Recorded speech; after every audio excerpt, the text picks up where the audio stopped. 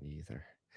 Well, good evening, everybody, Mr. and Mrs. America, and all the ships at sea. It is I, Dennis, with the Fluno, and we're here talking all friggin' cars and a lot of old car stuff today. A lot of interesting stuff.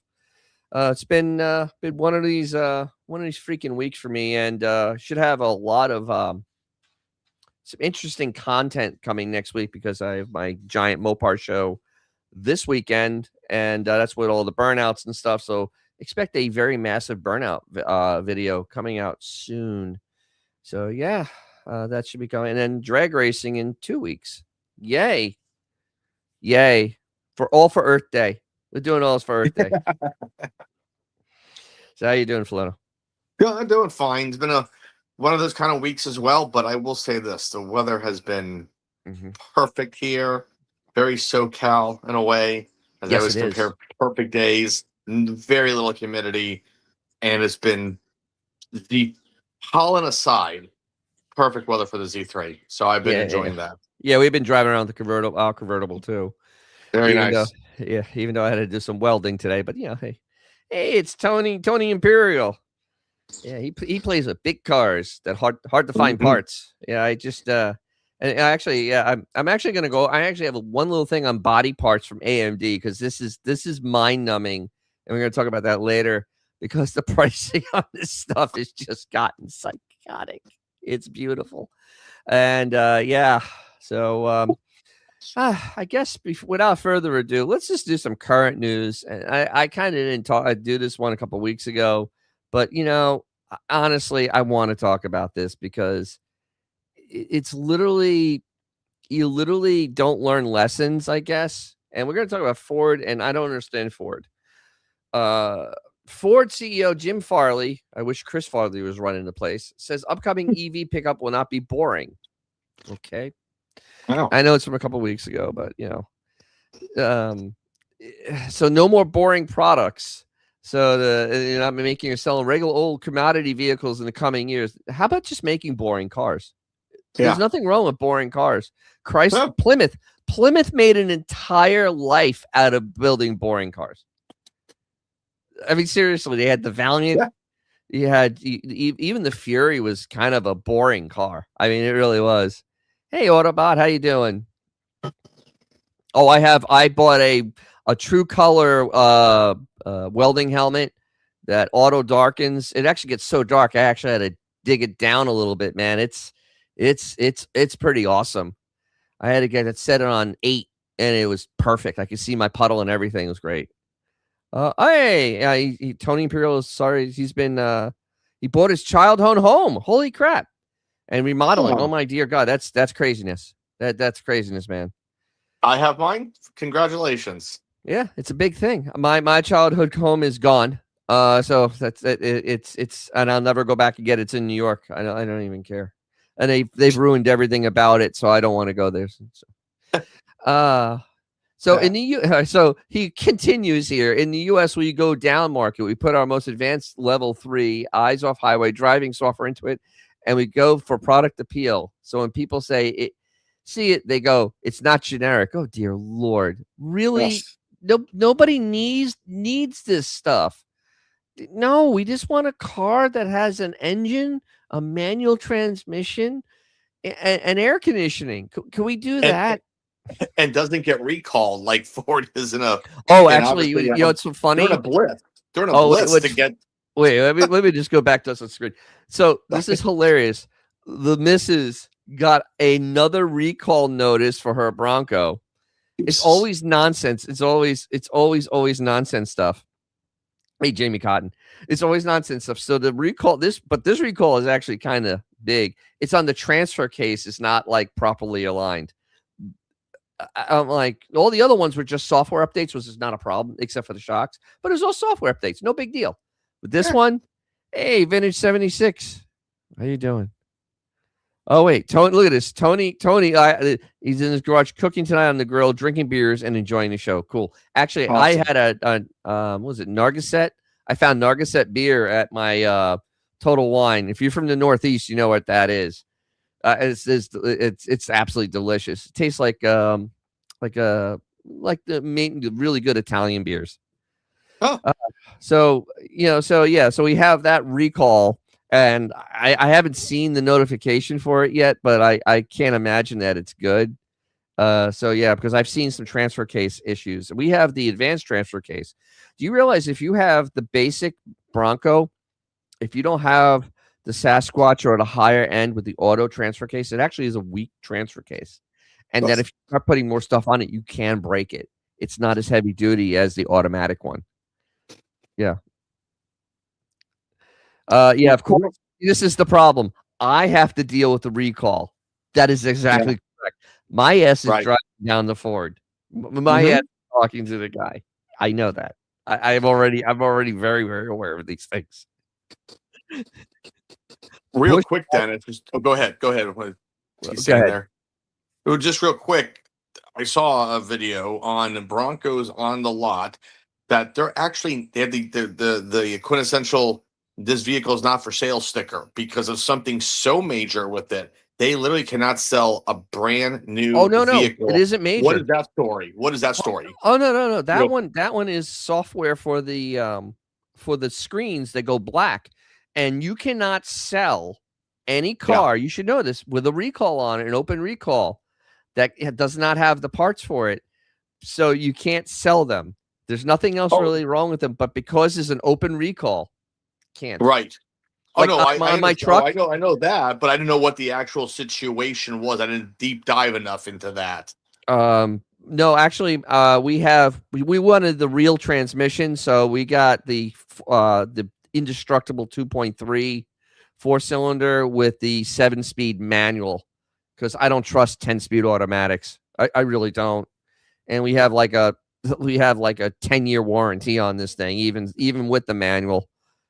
Oh no. Yeah, I've already replaced the transmission in my truck because it blew up. It blew up the like third gear. It blew up the third gear input shaft. It actually broke it. Yeah. So I got a brand new transmission in there. 110,000 miles under warranty, because that's why you put warranty on new vehicles, because if that transmission breaks, that's $5,000, $5,000 to $7,000 all day long, twice on Sunday. The 10-speed is awful. I only have the 6-speed and a truck, and it still went south on me. I don't trust the 10-speed. I just don't.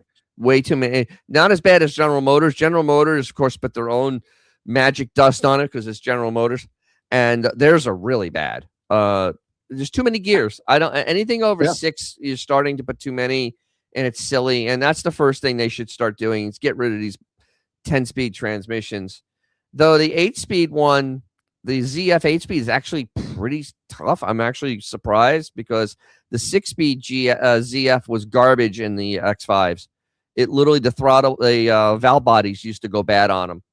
They were electronic and they would just go bad. And you just get rid of the truck at that point. You don't even try. It is good until it gets to about 100,000 miles. And there is a problem with them where the third gear, all the planetary stuff with it is bad. Like it's just third gear. Remember, I have the 3.5 that has almost 500 foot-pounds of torque, and it's just too much. It literally is too much for the transmission. When it hits it, it's just too. It actually just breaks it. And my truck was actually going into neutral, going around corners as I downshifted. It would just go into neutral. Yeah. So that's that. The 6-speed is better than the 10, but you know what? The 4-speed AOD was a friggin' great transmission. They honestly, they really didn't. We don't need much more in that 4-speed AOD. That thing was phenomenal transmission. Never had a problem when I had a Grand Marquis that had 130,000 miles on it with the original transmission in it. No problems. The Grand Marquis, the blue one? Yep, my blue one. I remember that very well. 96 Ram with 332,000 miles. Holy crap. To get that much out of a Ram is impressive. Dodge Ram. But that actually has the older Chrysler transmission in it. The thing that's isn't that based on the 727 if you have a gas one? I forgot what they called it. It's like a 5 something. It's some weird. I didn't keep up after they put. That's like the 4-speed one, but it is pretty bulletproof. If I'm remembering correctly, sometimes my memory just goes, because there's a lot going on up in my head. So yeah, so Ford's still trying to dick around with EVs for no apparent reason after they've lost $19 billion on them. They still think, and let's just finish this up. They still think this is going to be $30,000. I don't know how you can make one of these 30 grand unless you. Oh, Benjamin's here. Cool. I mean, you can't make a car for under 30 grand. How are you going to make something that's electronically complex $30,000 unless you're going to lose $60,000 every time you make one, which is stupid. Aren't you in business to make money? I don't understand what's going on here. I really don't with Ford. I really don't. All this is happening while they're taking the GTD and setting lap records at Nuremberg. And I don't even understand this. It's almost like there's two different companies. Like there's actually a company that understands what they need to be doing, and then there's Jim Farley. If I'm correct, actually the EV division is its own company. Yes, it is. In case it fails. Right? So in case it fails, it won't take them down, unlike what Stellantis did, which is basically this, hey, let's just screw our entire product line. Oh, that didn't work. Yeah. So we're not going to be talking much about Stellantis anymore because there's no reason to. Nobody cares. No. Literally, it is basically at the point now where the Charger. I actually did another thing, a Google Trends, Hyundai against the Charger. The Hyundai was 75 times more popular in searches. Hyundai, just a basic car, nothing interesting, just a basic car. It's 75 times. Yeah. You know what? I trust Ford more than I trust General Motors or Stellantis.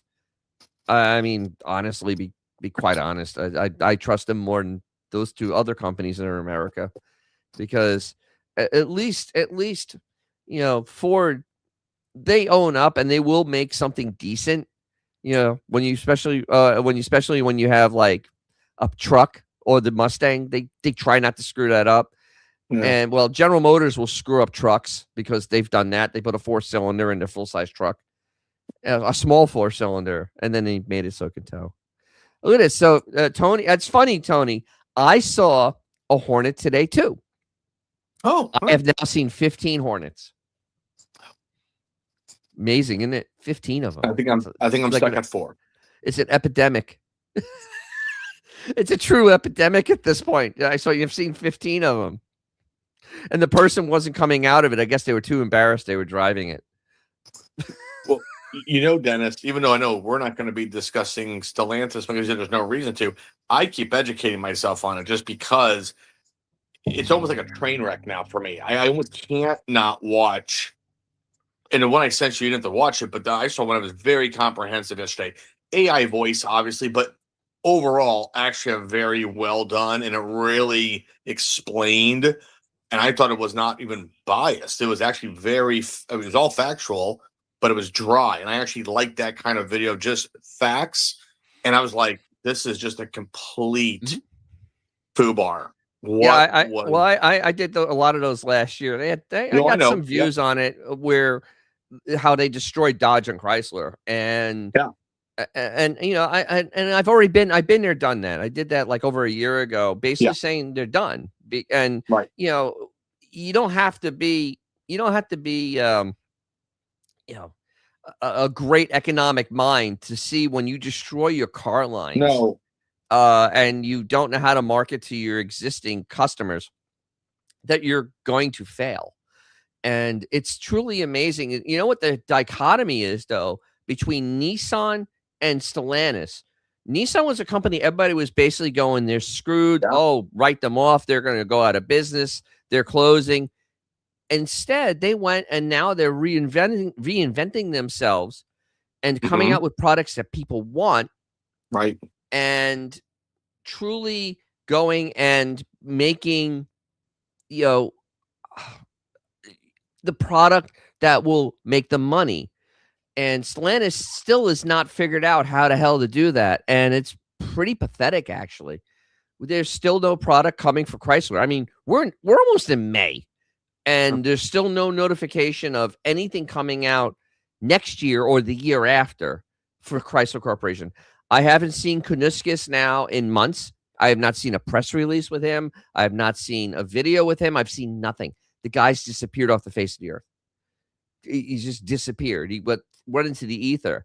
There's no more talk of SRT this or SRT that. All that's gone away. It's actually very weird. It's just like, it's almost like they've just thrown up their hands and have given up. And it really feels that way at this point. And they just, they would be, at this point, they would be wise just to go and just kind of start courting their old customers and start just giving them something, because what they're doing isn't working. And it's sad, but I mean, this is not good. I mean, that OC Motivator is a very big channel. He did a video on the new Scat Pack Charger. It's been out for weeks. It has 12,000 views, which for a giant channel is nothing. Right. I mean, nobody even has, nobody cares. I mean, it's like they really, there is no caring in the general environment for this. And it's gonna be very fascinating when I go to Mo Party if they're still gonna have the ride-alongs, because they're supposed to have the Scat Packs for ride-alongs there, and I'm very curious to see if they're gonna do that, because by then, I mean, there's no interest in this car. So it's like, time to go back to the drawing board, but there's nothing to go back to, and they don't have anything they can just plug in and make a car. So this is really where, and they aren't building anything for the old cars. And this actually leads me into this, because remember, I was just talking about Nissan. Look what Nissan has done. Nissan is getting into the heritage parts business, and U.S. enthusiasts won't be left out. So unlike Stellantis, but more like Ford and Toyota and General Motors, they're not dabbling. They're going to go and bring heritage parts, resto mod kits, and backdating programs on an industrial scale within a year. So think about this for a second. Yeah. It's the holidays for Nissan and Infiniti enthusiasts in April this year. Heritage parts, resto mod kits, and more are coming with factory-backed support. This is what happens when enthusiasts finally fill out the executive roster. So they have car people running the company now. Yokohama, Japan, Senior Vice President and Chief Planning Officer for Nissan North America, Pons, oh dear, I can't say that name, Ponzi P, exclusively told The Drive that the latest episode of the Drivecast, the automaker is going to heritage parts and Restomar business on an industrial scale. See, this is why, honestly, I'm thinking that the Japanese and European cars are the way of the future for collectibles, because there's support there and there's a lot more interesting stuff. But I mean, especially with Nissan, they have the 300 and the 350.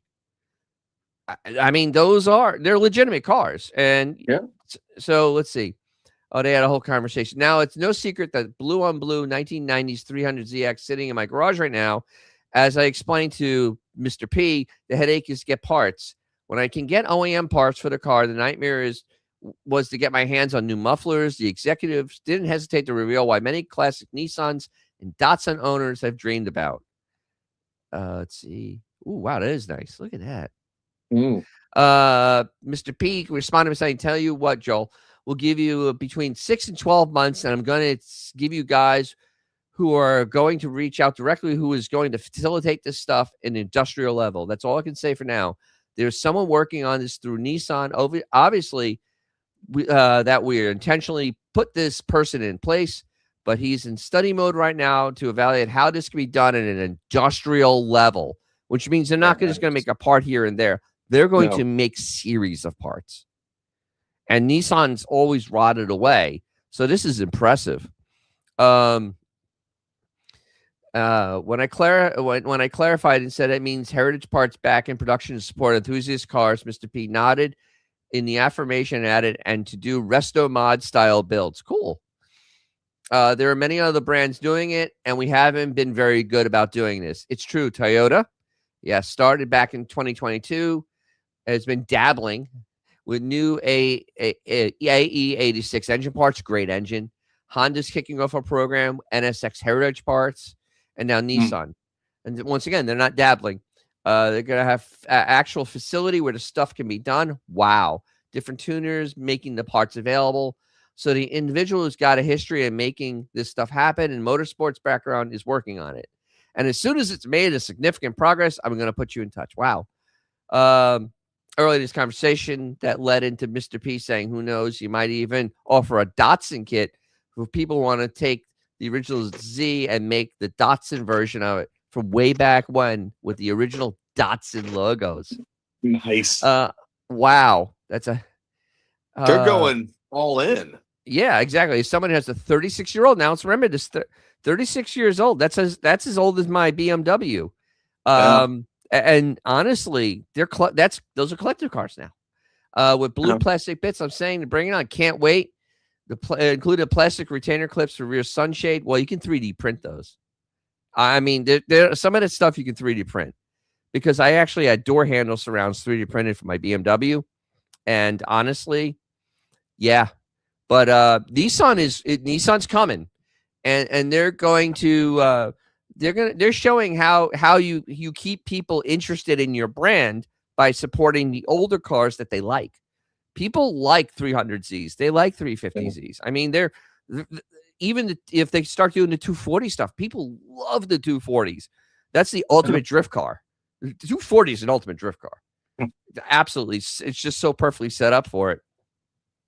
So I mean, this is good stuff. But once again, us in Mopar land, we're sitting here going, I can't even get parts for I can't even get factory parts for my car anymore. Nothing. Literally, all the catalog's gone. So I have to go to aftermarkets, and they're very, very hard at licensing stuff. They're very difficult to work with. So yeah. Oh, so Tony Imperial. Go ahead. I wish you guys were close to me. I'd take you for a ride in my 71 Imperial with a built 440. Low 15s. Holy Christ. That's a stout car. Those things are heavy. Yep. Yes, Vintage 76. That 240 SX is a hell of a car. Oh my God. Oh, absolutely. In like high school, I knew like people that had those. Wow, that's memory lane. Big time. I autocrossing. Always had people had those cars, and they were fast. I mean, they were fast around the track, and they were very modifiable, and they were just quick, very, very quick car. And you didn't have to do much to the engine. See, the thing is that 2.4 liter was a stout little engine in that car. It wound up fast, and you could do all the suspension to it. And I mean, it even took well of the turbos. I mean, because most of them weren't turbocharged. Oh yeah, Puzzle. Yeah, Puzzle's right here, being very needy, being very, very needy on my lap, and I had to turn my fan up because I'm dying here. She's making it quite hot. Cats are great up keeping you warm. Oh yeah, they're like the loaf of like a hot water bottle. Yeah, no kidding. So here's a couple points real quick. I want to say, you brought this up, Dennis, where yes, like you said, the 50s cars, 40, okay, they're beautiful, this and that. And I don't mean this in a morose way, but like they're all kind of dying off because people don't remember whatever. When I pulled my Lincoln out of the garage in 1995, I won't go through the whole story, but when I inherited the car, it was only a 28-year-old car back then. Just think about that for a second. Your BMW, my BMW, is older than my Lincoln was back then. The reason I bring this up is because obviously we still love 60s, 70s cars because we were around. But now the 80s and 90s are the true modern vintage, and they're reliable. They're relatively fuel efficient, and they're still simple. And I think this is amazing because, like, to us, to the younger folks out there, that's like us growing up looking at a 50s car, right? Correct. Okay. Correct. And it's amazing how many, because I work with some younger folks who are just in awe, even like at the Z3, or just in awe of like a Starion or something like that.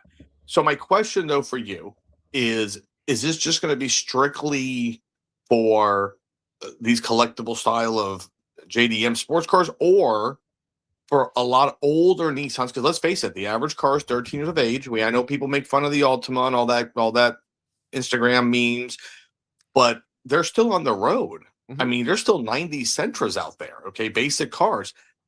I wonder if they're going to be making these parts for just, let's just say, the regular Joe as well. Probably not. No, it doesn't seem that way. Oh, okay. It doesn't seem that way. But you know what? If you're gonna pick and choose, you pick and choose your Halo cars. Yeah. I mean, that's what you should do. Makes sense. And no, that's what Toyota's doing.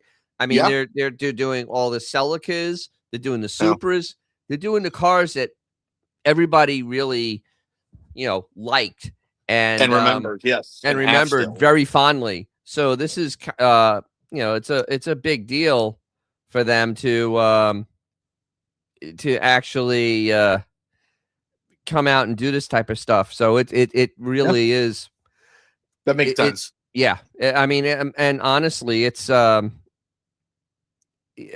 honestly think that this is a good thing, because maybe the rest of the industry will start noticing, because outside of Ford and GM, and then BMW is very good too. BMW is very, very good because they allow a lot of companies to make parts. Sometimes it's not cheap, but the part is available. Right. And unlike what happens with me on I did a video on, hard to find parts, and I literally was like looking at my car going, I could do this, this, and this. I was going to do the trunk, because the trunks for 71 to 74 Chargers don't exist. They are no longer, they haven't been made since the mid 70s. Nobody's reproduced them. And they rot from the actual inside and disintegrate that way. So yeah, of course. And so no one makes them, and now they've gone up to about $700 a piece for a trunk lid. I mean, that's where we are. Hold my beer. I know. And Fords are notorious for like the dog legs rotting out first from inside. That's like the trunk lid of your. but Fords actually, you could get the part.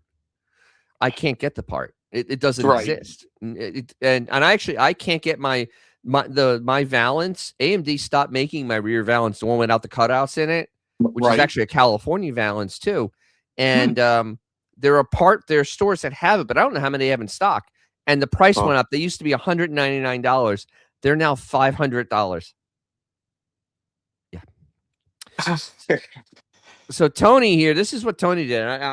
440, 40 over. That's a lot, man. Going 40 over that's bold. Keith Black pistons, purple shaft, Edelbrock, milled heads, larger valves, smooth idle.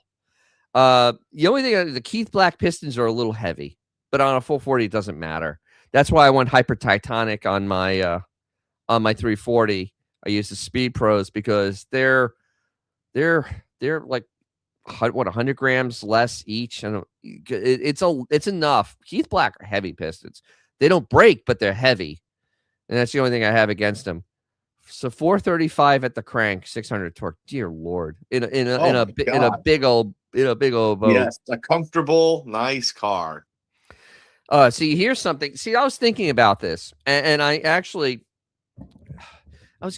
may actually do a video on just the collectibles.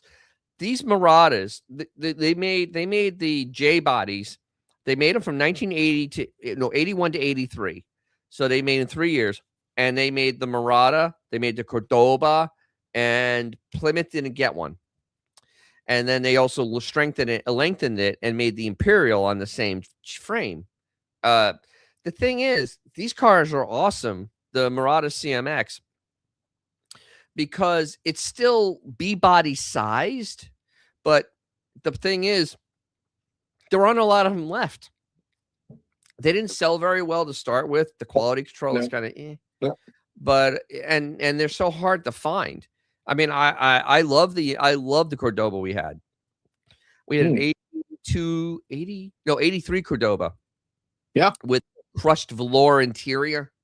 And it had a hot 318 in it with a thermoquad because it was an FBI car. And it was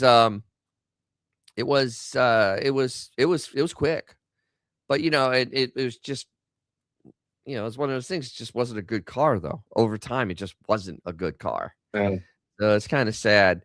And I'm going to take a second here. So I actually had somebody comment on one of my videos. I did a video on the R-bodies.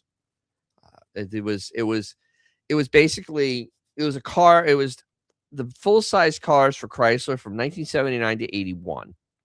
And honestly, think about Chrysler when they're building this car in 79. And the car was, well, I'll just pull one up. I'll pull an R-body up. The car was very oddly styled. And then what they did is that they didn't have any money for new transmissions or engines, so it still had a slant 6 as a base, and then it had this is a good example of the R-body. I'll put it over here. I'll click on this. So they had a slant in it. I mean, on this giant car, it could have a slant. And it still had a 727. By this time, Ford had an AOD. And, Ford was already... This had the lean burn on it. This car had 11 defects per car. It was one of the most poorly...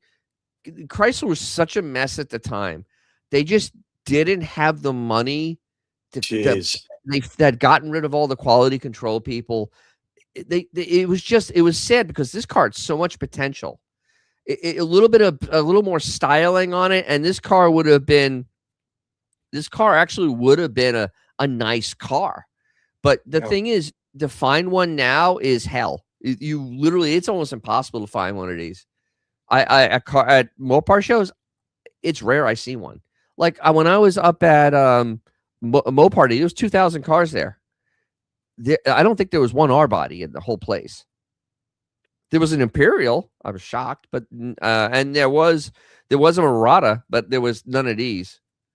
It's just and this is this is just not a great car. And the commenter, he was a little butthurt because his family, I guess, had one. And it was a good car, and all. I'm like, fine. We had an Imperial. We had an 81 Imperial with the fuel injection still on it. And the fuel injection worked. But if somebody told me that fuel injection is garbage, I'm not going to get upset because I know it's not a good fuel injection system. Right. It's complicated. Thank God my uncle was, very good at electronics because he actually made it work right. But, it's just not, this was just not a great car. Yeah, Vintage 76, especially where you live, they rotted away. There's no way you're going to see those. It's just a shame though. This car had so much potential, but this is at the same time when Ford made the LTD Crown Victoria, and General Motors made the late 70s Caprice. Yeah, I was about to say this would have been a great competitor because I had the 78. My dad had it brand new 78. But those cars were built better. Than this car. They were built much better, and the Ford had a overdrive transmission in it. I mean, so immediately there was something. So they didn't have any money to put any technology. This car, if they had made the overdrive transmission for this car, and then did not put a slant in it as a base, because I don't understand why you would do that. And had any quality control, this would have been a great car. It would have been a great car. But unfortunately, it just wasn't, and it's just it's upsetting. And it's not like I like to beat up on Chrysler. Said they made in the late, and I just talk about I talk about certain areas with it. In the late 70s were kind of painful because literally this is what stopped us. My family only bought Chrysler products. Literally, my mom bought a brand new Volare. I mean, she bought a brand new Volare. We had Grand Furies. I mean, we had everything, and then as soon as the 80s came along, just stopped because the quality control was so bad that it was just like, no. we want to let's see. Well, Did any of those R-bodies cars have aluminum bumpers? I think so. I don't know. I don't remember I don't remember reading that they had aluminum bumpers. I know they made cop special ones. And the best engine you can get is a 360, which on this size car was just not enough. It just wasn't enough. Oh my God. Wait, 20 Cent Motors. There was a 79 New Yorker in its junkyard in Texas. Oh my God. Go pull the hidden headlight motor. go pull the headlight motor out of it and the relay, because those are expensive. You don't need it. You can email me. I'll give you some money for it. Dennis, was that like a St. Regis? The R-bodies? Was that a St. Regis? Yes, St. Regis. Yes. Okay. Oh, 20 cents nowhere near. Damn. I know Texas is huge. That's the only downside is Texas is massive. I know, because it took me 3 days to drive across it, because I went south and came back up, and it is a long drive. Mm-hmm. It is a long drive. Yeah, the F-bodies went to aluminum bumpers in 78. They were trying anything to cut weight. And by 70, this is a sad thing. The Volare and Aspen, they actually figured those cars out by 78, 79. They'd actually figured it out and actually stopped the rusting on the lot problem. But the damage was so done that nobody cared anymore. It's just like nobody cared. And it was like, yeah, the 360 4-barrel was okay in that car. It was just enough, but I mean, they put slants in them. I couldn't fathom that thing with a slant in it. Oh, that had to be just torturous to. I mean, you couldn't get on the highway with that car. Jesus. Oh my God, it's just it's just one of those cars that if I see one, I'll run up to it, but it's like I haven't seen one in decades. Seriously, just decades. That's actually one that they had no Plymouth. No, wait. For 1 year, 2 years they had no Plymouth. That's actually when you had Chrysler cop cars. You had a Chrysler cop car, because they didn't make the Grand Fury to 81 the last year, and which is insane. Like, they didn't make one for Plymouth. So it's just, I don't know. There's times I just don't understand what's going on, what was going on. But having done videos on it, there was just chaos. They were drowning. They were drowning and had no idea how the hell to put themselves out of it. That's why Iacocca came in with an idea. It worked, but they just had no idea how the hell to pull themselves out. And what's so funny though is, and we're going to talk a little later because we have a story on the Studebakers, is that, like, literally up until this point, the government just let car companies fail. Exactly. This was a precedent right here. Yeah. Here we go. Let's see. 86 Pontiac Parisienne. Parisian? Is that Parisian? The Parisian, I think, is how. Yeah. Yeah, maybe. Parisian. 307 Olds V8, gutless. Well, yeah. I mean, those mid 80s General Motors V8s. They really weren't. They really weren't great. The Oldsmotor was built well. I mean, you'll drive it for a long time. Yeah, you're not gonna light the world on fire with that car. And that was a heavy car. That was, but it rode nice. I mean, that was the only. I mean, it had some highlights to it. It was better than It was better than a Chrysler Fifth Avenue. Fifth Avenue was just, oh my God. Dennis, you bring up the competition for the R-body, because my dad, that was my first car. You probably remember it. 78 Impala. He bought it. Was a kind of a company car, you might say. Bought it as a demo. Yeah. And it his had the 305, which it lasted with probably 28 horsepower left in it, to like 350,000 miles, right? Yep. Okay. But let me tell you something. And I still see some of those era cars on the road today, which is amazing. Okay. And even that that car came standard to 77. It got Motor Trend Car of the Year, because it was, for that era, like, we have to put that in that era, very revolutionary in many ways. Smaller, lighter, a lot of interior room, affordable, full-size family car. And it came standard with an inline six with a whopping 110 horses. But at least my dad's 305 had 145, which is pathetic, don't get me wrong, but not the worst. out there for the industry. What made that car awful, and I forgot the actual terminology. I think it was called like the LM200 transmission, which was the same one put in the Chevette, and he had that thing rebuilt like 3 times. Okay, yeah, but the general did things like that because that's General Motors. But looking back at it, 6 people kind of sort of comfortable. So is this? I mean, let's see. This is a 78 Caprice Classic. Yeah, so he had and by the way, he didn't get the 2-door mainly because of my grandmother, because obviously she would come in, visit. But that bubble back window, again, for the era, for what they engineered, the economy, yada yada yada. Yes, that was a Caprice. He had the Impala, which basically same kind of car, Yeah, I mean, it was just a little sportier ish. Yeah. But I mean, the thing is, General Motors, I have to admit, they came up with a design that actually was able to be used for over a decade, and it never looked old. I mean, that was the thing. This car never looked old. No, and the bumpers were relatively close to the body, so they sort of thinking things through a little bit. And it was a solid. I look back at that era of me growing up, and it's when America just like still said, "Look, we're going to put the best we can do for our folks out there." I mean, I don't know. It just kind of gets me a little sad to think that's 50 years ago. And even with all the problems we were having going on, they said, how do we try to make a solution? I don't know. Exactly. Not to go off on a tangent, but it's like our soapbox, but it's like they at least tried. And it wasn't a crappy car. It was 70s, but it did what it had to do. And it was affordable. Yeah. I mean, that was the thing. Was that car about $7,000? My dad bought that car, he told me, for about $6,000 because it was a demo with 1,000 miles on it. And in today's money, it'd probably be around $25,000, I would say. And I mean, don't get me wrong, crank windows, AM radio, but air conditioning, which was, I can still remember how cold that was. And I drove it then for how long? All around Tampa, and so it never looked. I got it repainted in like a forest green, make it a little sportier. But I mean, it wasn't. There we go. That was actually his color. That was my color originally, and no vinyl top.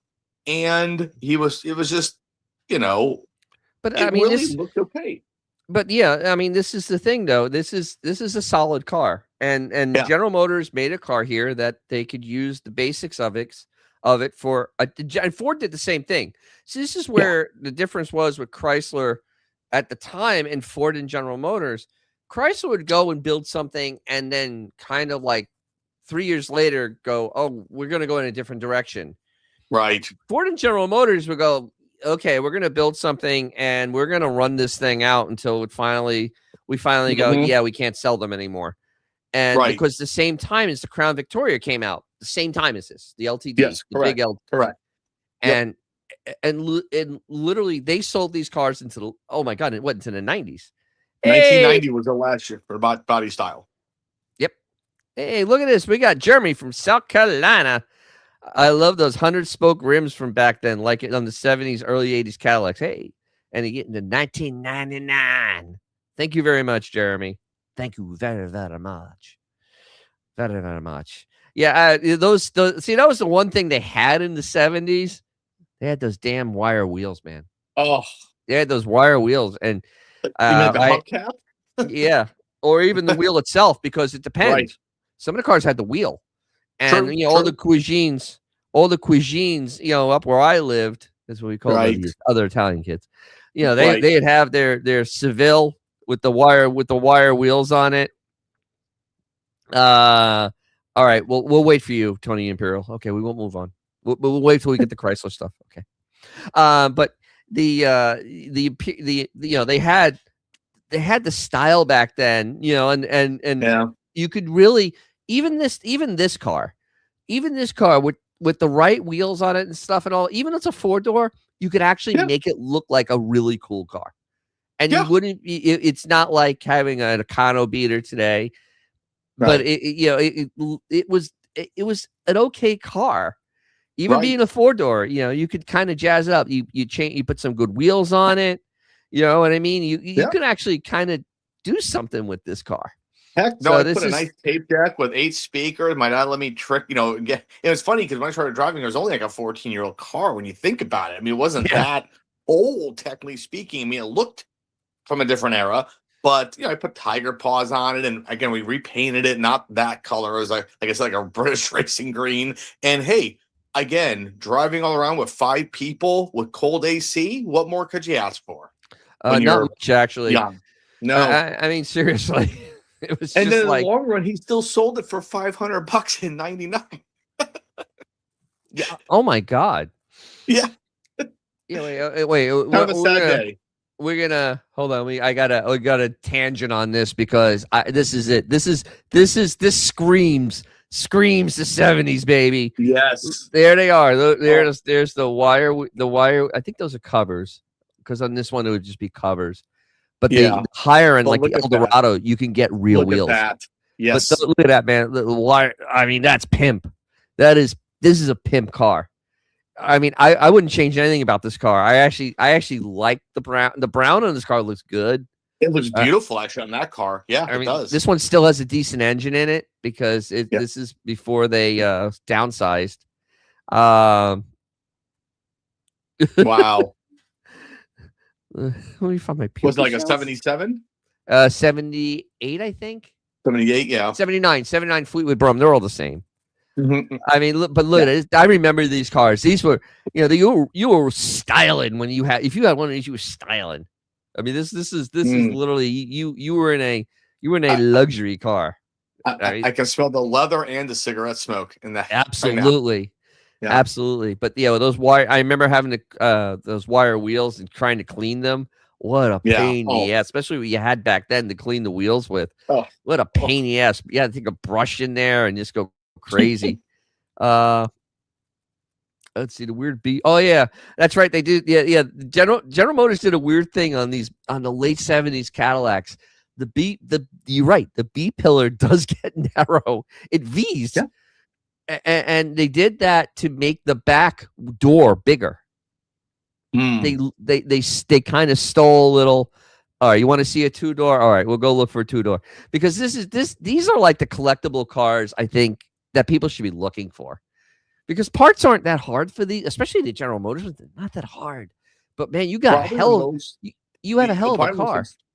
Probably the most expensive thing on those cars. Like there's one channel I watch all the time, Rare Classic Cars and Automotive History with Adam. The most expensive thing, believe it or not, probably are those bumper filler ends. Always. Oh, look at that. But now you can 3D print them. You don't care anymore. You can just print them. You don't have to worry about that. Look at this. This is a Coupe de Ville. 79 Coupe de Ville. Jeez. Look at that, man. That is as pimp as it gets. That is pimp. This is America at its peak, man. This is pimp. It has the wire wheels, white wall tires, just in red, white interior. Yeah. Wow. Half roof on it. And which by the way, talk about cleaning. Oh, that I'm sure was not fun. And that those windows, frameless door windows, shook from the factory. They were no, I think those are framed. I think no, they're not. No, I don't think so. They're frameless. I think those are frameless. Actually, I think I could be wrong.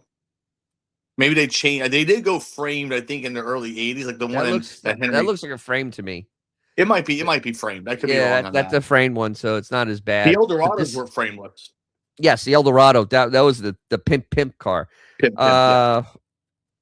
Let's see. Look at that. They make fiberglass replacements for those bumper and fillers.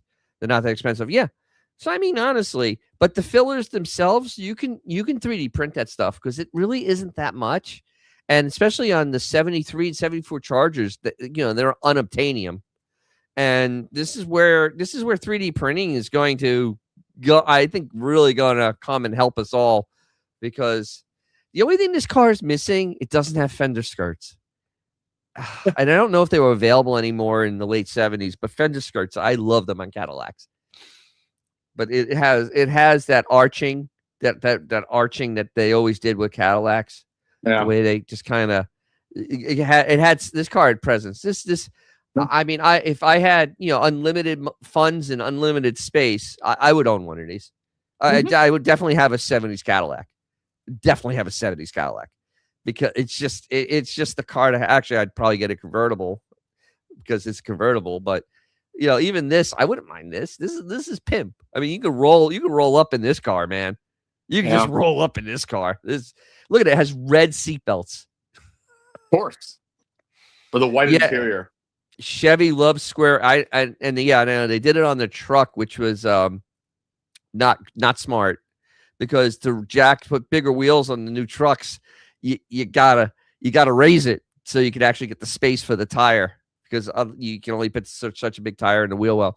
These have a little bit of flair to it, but yeah, the Cadillacs they liked, especially toward the second half of the 70s into the 80s. They love this whole multiple different yeah.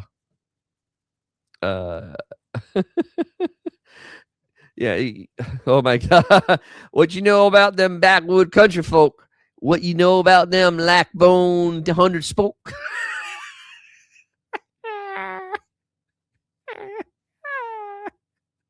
Oh, this is too much.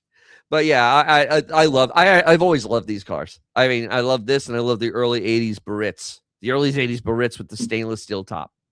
I drove one home from New Jersey. I drove my friend John Harrell's car, and the 8-track was stuck. No, the 8-track was stuck in there. There was a Billy Joel album, but it didn't play all the tracks. It literally had like 4 songs, and the AM radio was not great either. But yes, it was an 81 black with the stainless steel roof and the 368, which was a very good engine.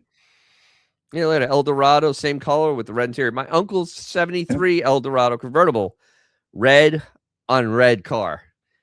Yeah, I mean, with a white, but it had a white top.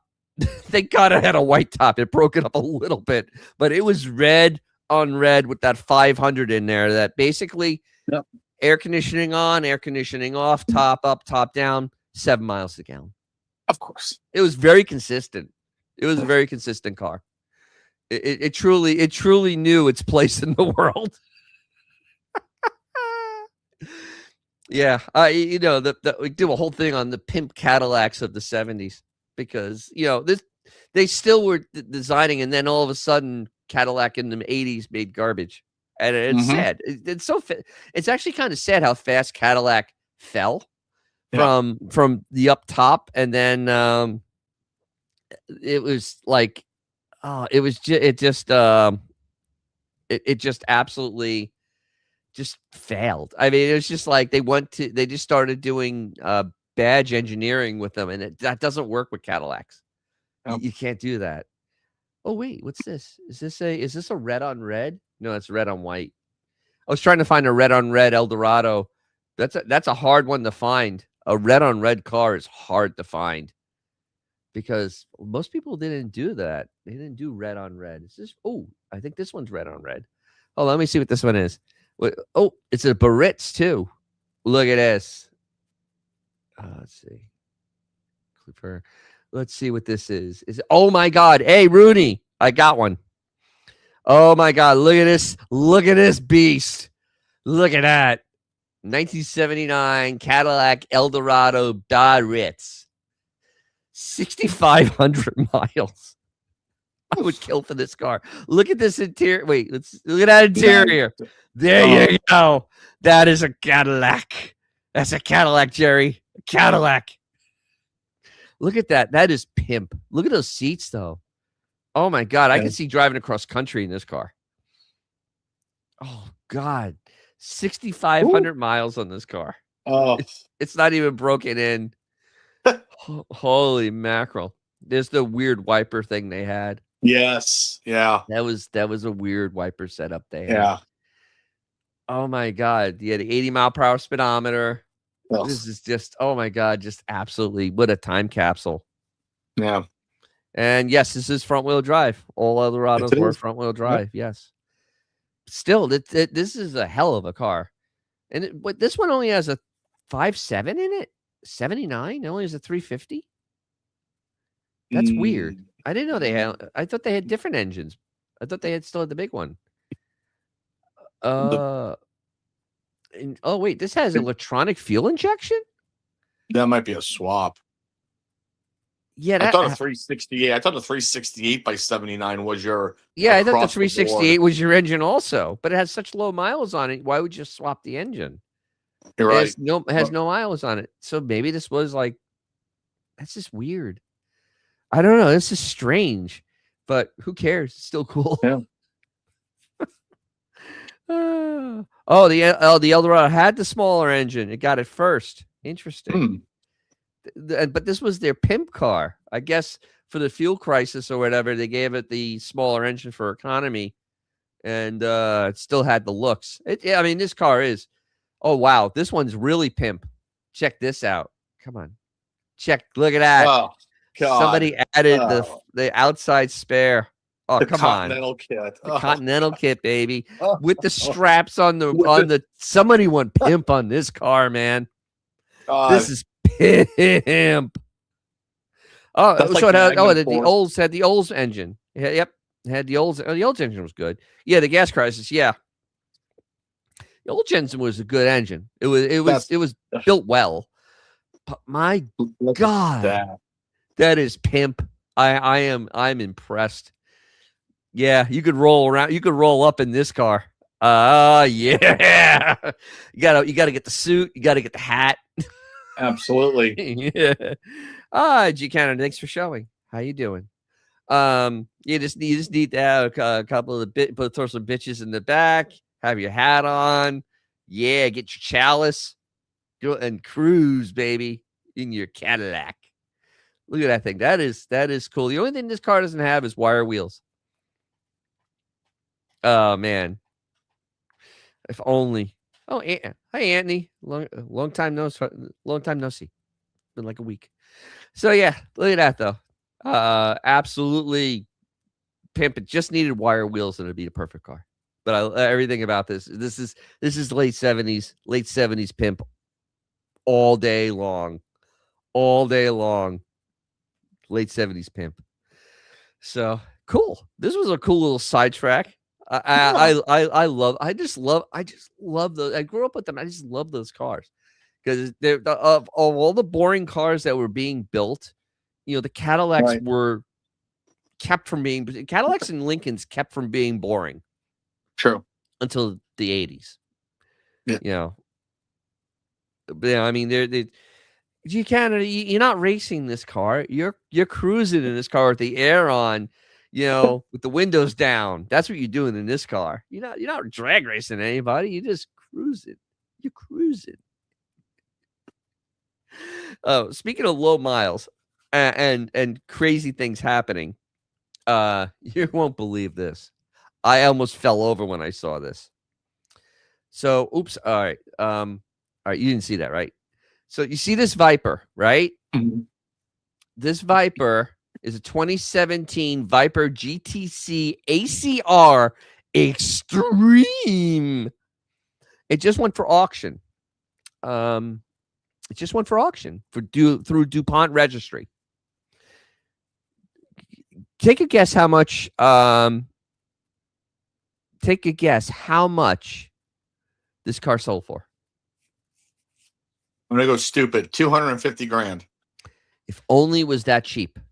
This car sold for $532,000. It's a 9-year-old car, and it's sold for $500,000. Why? Don't know. I mean, it has 44 miles on it, but yeah. So it went to DuPont Registry, and this is the biggest one they've ever seen. I mean, the car is like new. There's 44 miles on it. I don't think it's ever been driven anywhere. And it is it's a 1-on-1 with the paint color, and it's the only one with a single stripe.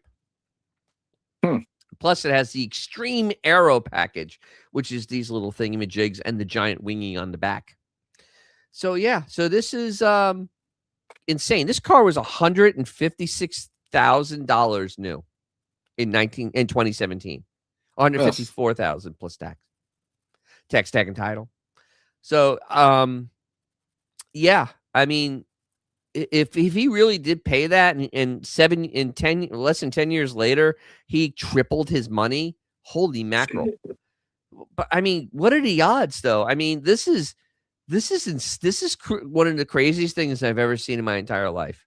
I mean, that's Hemi, like old school Hemi car money for something that is 9 years old. And I guess somebody just wanted it. I don't know if they ever want to sell it ever again, because I can't see this ever being $1 million car. It's not a Ferrari. I mean, they didn't make a lot of them. They made 40. How many did they make? I think they made like only a few hundred with the extreme package. And it's the only one of its kind in that color. So yeah. I just don't understand. See, the thing is, Vipers themselves are not really super collectible cars. And I really can say that they really aren't, because their market is so small. If you think about it, it's a 2-seater that's really loud, very uncomfortable, very impractical car. And it's not like you can have one and have a family and go out with the kids to the Biff Burger. I mean, it literally has 2 seats, and you can't talk to the person next to you. So there is a very thin market. Most of the time I see Vipers, they're like $60,000, $70,000, which is fine. I mean, they hold some value, but the stripe is hard. Yes, and that made the car more collectible. That's the part that's insane. Yeah. Yes, exactly. I always love Vipers. They were trying to kill you. Absolutely. I've never ridden in a Viper where I felt safe. Every time I've ridden in one, I have felt like I was going to die. It's just something about that car. It's just not great. It's just like, wow. And it's just everything. It's like one of the last years of the Viper. So I guess that's why they threw all this stuff at it. But this center stripe is horrendous. Absolutely. Oh my God. It's like, ugh. And somebody paid extra for that. Somebody actually paid extra for that stripe. I don't think I can make this any. Can I make this any bigger? Oh, I can. Because wait, I think the stripe is on here. Factory custom body exterior paint, $2,000. Oh. It came with a car cover. Here it is. Black center band paint stripe, $5,000 for that ugly ass stripe was $5,000. $5,000 for an ugly ass stripe on your car. Cool. And $2,600 gas guzzler. I mean, I everything about this is insane. Sure. I just, the base price was $96,000 on this car in 2017. I mean, I don't know. I just never saw the, how that car, the allure of that car. I mean, they never made it refined enough to actually compete with the European cars. It just wasn't refined enough. I mean, it was fast, it was loud, but yeah, it's true. It's made popular by racing games. Yes. But yeah, I just don't know. I just don't know. I just don't see this car. That actually boggled my mind. So I just don't get it. I just don't. Whatever. No words. No words. Literally 5,000. Oh, I have words, but I'm just not gonna say them. That's hey. I have words. Their wallet they can do. That's fine. Hey, teach your own. You got the kind of money, go for it. Good for you. Wow. That car will never see the light of day. I guarantee that car there's a 50% chance that car went overseas. And that's no fun. Yeah. So here we go. This is something I came up, and this is actually kind of a talking point. Fast, cheap, and loud, the case for the most American muscle car. So the topic of what makes something quintessentially American. That's a great question. Being weirdly debated these days. While American and its brief yet weighty history is inherently complicated, some things pertain to its great experimental, less complicated, and largely unmarred by the sticky tar of history. I want to explore the idea through the lens of muscle cars as a whole, and even more specifically, which one encapsulates the spirit of the corner of American car culture. This topic, like so many American ideas, is based on feelings and beliefs more than objective or decidedly true. First things first, let's get the obvious thing out of the way up front. If you ask most people, enthusiasts, historians, someone in the office who has strong opinions and stuff, the definitive American muscle car is, they're going to say the Ford Mustang, which is not a muscle car. No. And they're not wrong. Exactly. The Mustang was created the template. Actually, it was not. So the number's still boggling to the mind. It burned itself so permanently into our cultural landscape that is essentially a national symbol at this point. It's movie posters, belt buckles, T-shirts, and bedroom walls by the millions, even 60 years after the first thundered from its stables at Watkins Glen in 1962. The Mustang is not the right answer for this person, but not for me because it's not a muscle car. It's a pony car. It's a big difference. Yeah, and it's not 1962. So here is what they do, and this is a 1970 Super B. And I actually kind of am going along with this because the Super B was the answer to the Roadrunner at Dodge. And it's called the Super B because that is a B body, and they decided to call it the Super B body. And then, of course, they were able to tie in the whole Scat Pack thing and do the whole thing here. So this one, the right answer doesn't have 3 Holley 2-barrel carburetors and bolted to a 440 V8 and a cartoon B on the fender. The right answer didn't start at $3,000 and change. Leave the radio out of the base price. It's still somehow embarrassed cars that cost $500 more. The right answer is the Mustang, but I think the better answer, the car more purely, more honestly, more gloriously embodies the ethos of American muscle, is the Dodge Super B. Here, I can prove it. Before we get to the B specifically, we need to agree on some stuff. Muscle cars were not about luxury. They were only barely about being sporty. That's also true. They were not about refinement or prestige, and they sure as hell weren't going to be the kind of elegance that European automakers were selling to folks in tweed jackets and funny accents.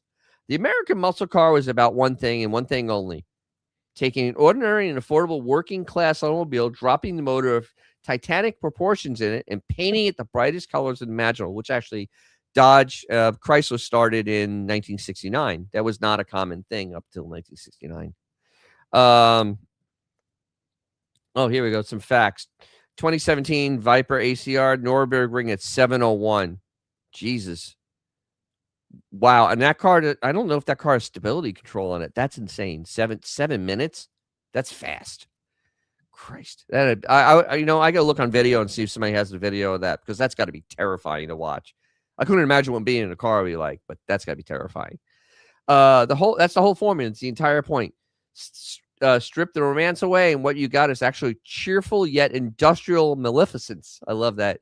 A manufacturing taking a modest family coupe, looking at a racing-derived big block engine and deciding that, yes, these two things should actually go together. And see, there's the Super B. So, yeah, it was part of the Scat Pack, and they literally just go, hey, if we call it the Super B, we can put a B in there. Okay, that sounds great. And it started in 1968 and a half, because the Roadrunner was actually a thought-out product. So they actually designed that car in less than 6 months. It was just a Coronet, base Coronet with a 383 with a better cam in it. Arguably, the Pontiac GTO invented its formula in 1964, but by 1968, it had gotten expensive. The muscle car's original sin, the thing that threatened to kill the whole magnificent idea, was that the cars were drifting upmarket. Manufacturers kept adding trim levels, luxury package, and features that pushed the prices up and away from young working-class buyers who had given the segment its power. The average kid pulling a shift at a factory in 1968 didn't need power windows, but what they wanted was something fast, something loud, something orange, which in 68 you really couldn't get, and something they could actually afford. Dodge heard that the Super B was the answer. So Dodge introduced the Super B in early 1968. as a mid-year model as a stripped-down performance-focused version of the Coronet, the mid-size B-body platform. The price was $3,000, $3,000. So if you worked at McDonald's, you could actually afford this car. Think of that for a second. You could actually buy this car on time for 3 years. Think of that for a second. 36-month payment. It's like $80 a month. Isn't that crazy? Yeah. About 30 grand today. Yeah, it's equivalent to 28 grand today. Yeah. 2-door, 4-speed, heavy-duty suspension at 383 with 335 horse. The GTO standard 400 made $350 and started at $3,100. The only thing cheaper was the Roadrunner. I mean, seriously, that's the only thing cheaper was the Roadrunner because it's Roadrunner. The 383, because this car actually had carpeting in it. The 383 deserves a moment of appreciation, not because its parts bin engine lazily dropped into a budget car. Dodge engineers took a 383, fed it the cylinder heads, camshaft, and intake manifold from the larger 440, and Dodge put a 4-barrel on it, open element air cleaner, and dual exhaust. And what came in the engine punched well above the displacement. 335 horsepower and 425 foot-pounds of torque. And a car light enough to use all of it. Stock on those horrible little tires, 1487 at 96 miles an hour. Untuned. And these cars can get into the 13s, which is not bad for just a regular 383. Nothing crazy. So then 69, they went, and you can get a Hemi in 68. 69 was the optional A12 446 pack car that made 390 a lying horsepower because that was much, much more. And then you got to look because you got, unlike the Roadrunner, you actually got striping and stuff on this car. So basically, and here's like the advertisements with it because, they wish I could actually see the whole thing. It said, because it called it Rumblebee. They actually were very bold in their advertising for this car. Unlike the Charger, which they really didn't do super big advertising. So that's why, and you know what? I have to agree with this because this car, honestly, this is a 70. It was really the starter car. You got you got a little nicer car than a Plymouth, but only for a few $100s more. You actually got carpeting in this car, and you can get buckets in this car. Most Roadrunners had benches. They had benches, and a lot of them had rubber flooring in them because it's just Roadrunners. They were cheap. I mean, they were Plymouths to start with. So yeah, I've always had a soft spot for Super Bs. My uncle had one when I was a little baby, and I actually rode in a baby seat in that car. So, oh yeah, this front end of the car. I'm not a big fan of the B-winged front ends because the 70s, but yeah, it's unique. The 70s were actually, the 70s were actually a holdover because they were supposed to come out with my body style in 1970. But because of a bunch of strikes and trying to push the E-body out, they made these cars last one more year, this body style, because this body style was supposed to go away in 70. And you're supposed to have my style, but they moved it along. So, yeah, so I thought that was kind of interesting that was like, the how you look at a muscle car and what's quintessential what you want to see in a muscle car. And this is what we don't have today. Can you name any car that actually is like inexpensive and very powerful? There is no such thing at this point. I mean, there literally is no such thing. There is you have powerful cars, but they're like you end up. Wow, and of course this week my computer's deciding that it's not a happy camper. I didn't restart it beforehand, and of course. This is where it all goes wrong. So now when you want something fast, I mean, it's 50 grand. Yeah. What about the yes, there were baby seats back then. Absolutely. Yeah. I have a picture of me in the baby seat. But in his Toyota Celica when I was like 5, I did. He sat me on his lap, and it was a stick, so I was shifting for him as he worked the clutch. He's telling me how to put it into each gears. So yeah. What about the Charger? I don't know. G Canada is a little out of concept here. A little out of context. I'm a little lost there, G Canada. A little lost. Slightly lost, G Canada. Slightly lost. Yeah. So this was an article that I found bizarre. And I just need some context on this because I've never thought of this way, and I don't even know if they're right. It's from Auto Evolution. Auto Evolution could be spot on, or Auto Evolution could be like off the rails, and I think this is an off the rails article. So let's take a look at this. 5 of the fastest production muscle cars from the golden age. Now, when you're thinking fastest, you're thinking quarter mile because that's what everybody talked about, right? No, they're doing this on claiming on top speeds. And I honestly have never seen anybody back up these speeds anywhere. And this is why I find it insane. So the first one they have is the Torino Talladega. And somehow or the other, on super speedways, yeah, this was fast in NASCAR, but it did 135 miles an hour, which is normal for one of these cars on the street. Back then, 135 was about it. And in fact, with those tires, you probably didn't want to go that fast. And the 4-drum brakes. All bucket of waters. Yes. All those cars they're all bucket of waters when you're at 95. Well, I mean, if it was a Ford product, I guess. Yeah, probably. And by the way, that's actually the car I was talking about, the 68. It was not that car, obviously, but it was a Torino XL is what my friend had that was in turquoise, the one I brought up last week. That's exactly what it looked like, but not the Talladega, obviously.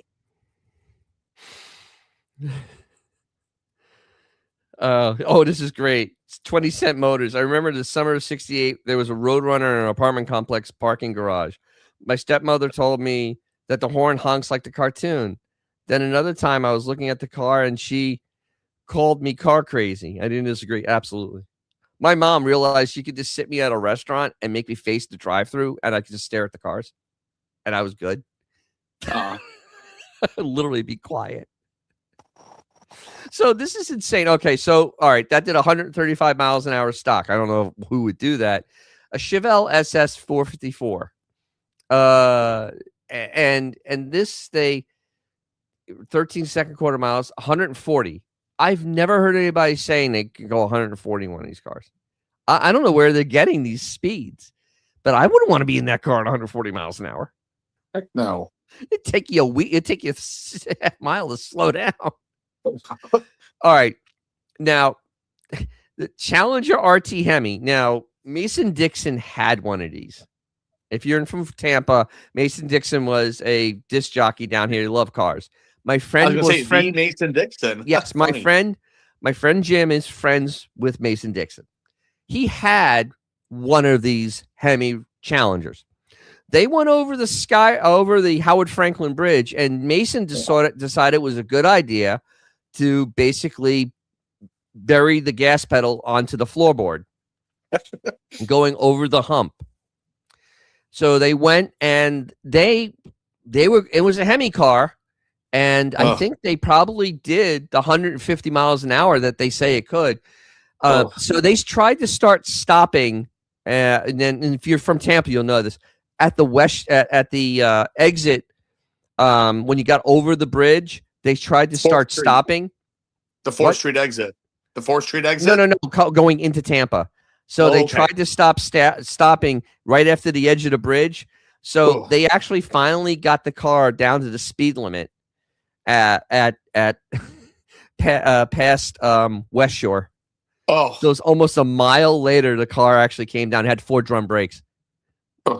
My friend Jim thought he was insane. He's like, what are you trying to do? Kill us?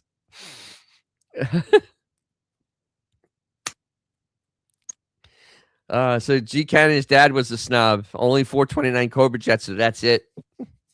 That's good engine, but yeah. So 150. Yeah, I can believe that because Mason Dixon did that over the Howard Franklin Bridge with 4 drum brakes because that was insane. Dodge Daytona with a Hemi in it. Now this, I don't know if anybody's ever done this. I have not seen any test. I had to go verify this.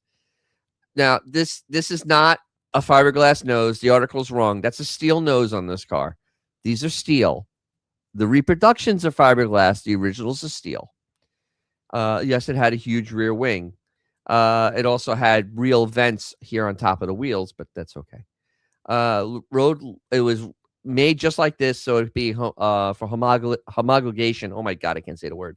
Regulations. So now this is a Hemi version of it. Base engine was 440. Now they're saying that this car could do 175 miles an hour.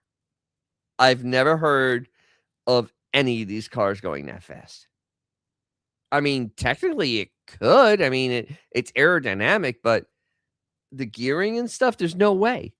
There's absolutely, with the tires, those tires are only 20, I think they're only 20, maybe 28 inches tall. And you had, at best with that Hemi, the best you're going to do is a 355. It's the lowest gear ratio you get is I think a 355 in the Dana. So you tell me how you do 175 miles an hour with that ratio. And the engine could turn 6,500, $7,000, but I just don't. I've never seen a road test where this car did 175 miles an hour. And who'd want to? Seriously. Oh, it's terrifying, actually. No, I'm sorry. That seems very exaggerated. It does. Not just because of the engine, the whole coming down. I mean, where are you going to do that at? And safely do that? Safe. No, safe is definitely not. No, safe is not a thing. And the thing is, the late 60s B bodies, which is what this is, they didn't have modern. They still had early 60s geometry in the front end. The sway bar ran under the K-frame, so it ran lower. Mine runs through the K-frame like a modern car. It runs up high. So this is the front ends on these are dicey at best. I can't fathom this thing doing 175 miles an hour on a stock trim. No way, no high. No way, no high. Especially with the bias plies. You're right. The bias plies would give up at 140.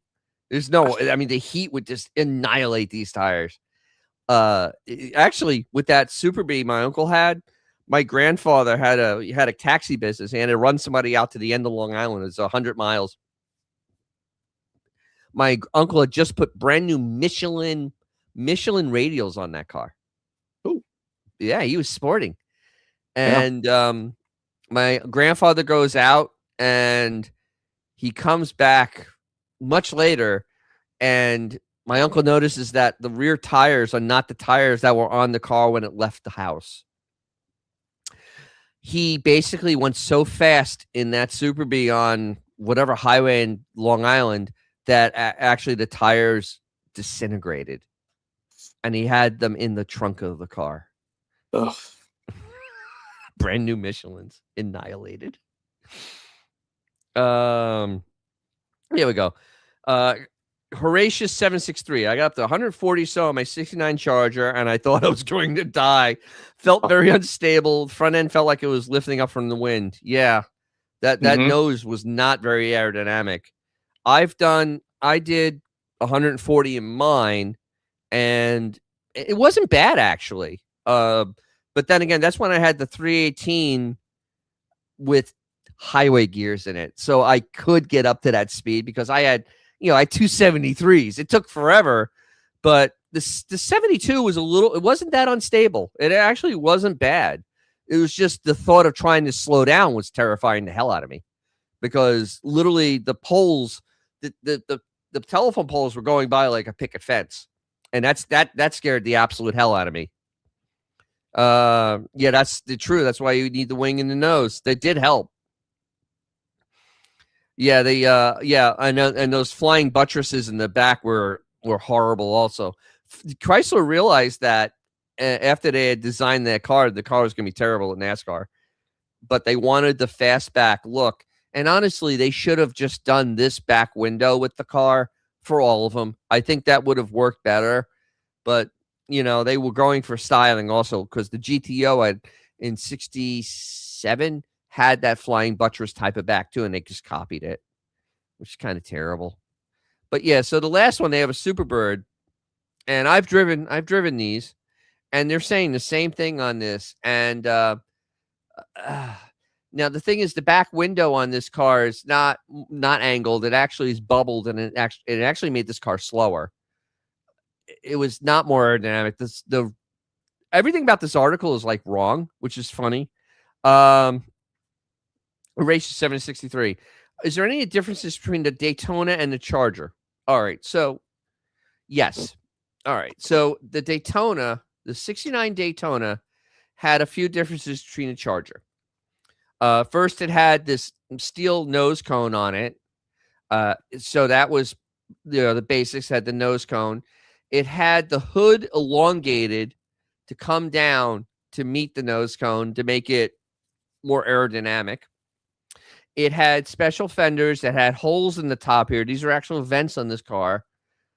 What else did they do on it? Oh yeah, it had this flush chrome trim here. That's from the Charger 500, and they took that and they put it up here. Because this is usually had a valley, and so they put the flush chrome trim, and then the had a spoiler. It had this inlet here, which was not actually very good because it needed to be down here. These cars got hot because of that. It had this wing that was made out of aircraft aluminum that was bolted into the trunk. You could actually sit on this wing. This wing can actually, they have pictures, promotional pictures, where they had girls sitting on top of this wing. 2 girls sitting on top of that wing. It also had it was sent out to, not Classic Designs. I can't think of the name of the company. What they did there also was they took the back plug and they got rid of that, and they filled in and put a flat back window in the car. It's a special window that they used on the 500. No other Dodge used this window. And so they got rid of the flying buttresses and then made it completely go flat. The thing is that the trunk actually had a limitation that it couldn't open up all the way because it would hit the wing. So the trunk would stop here. So the trunk would open 3/4 of the way. It's an absolutely insane car.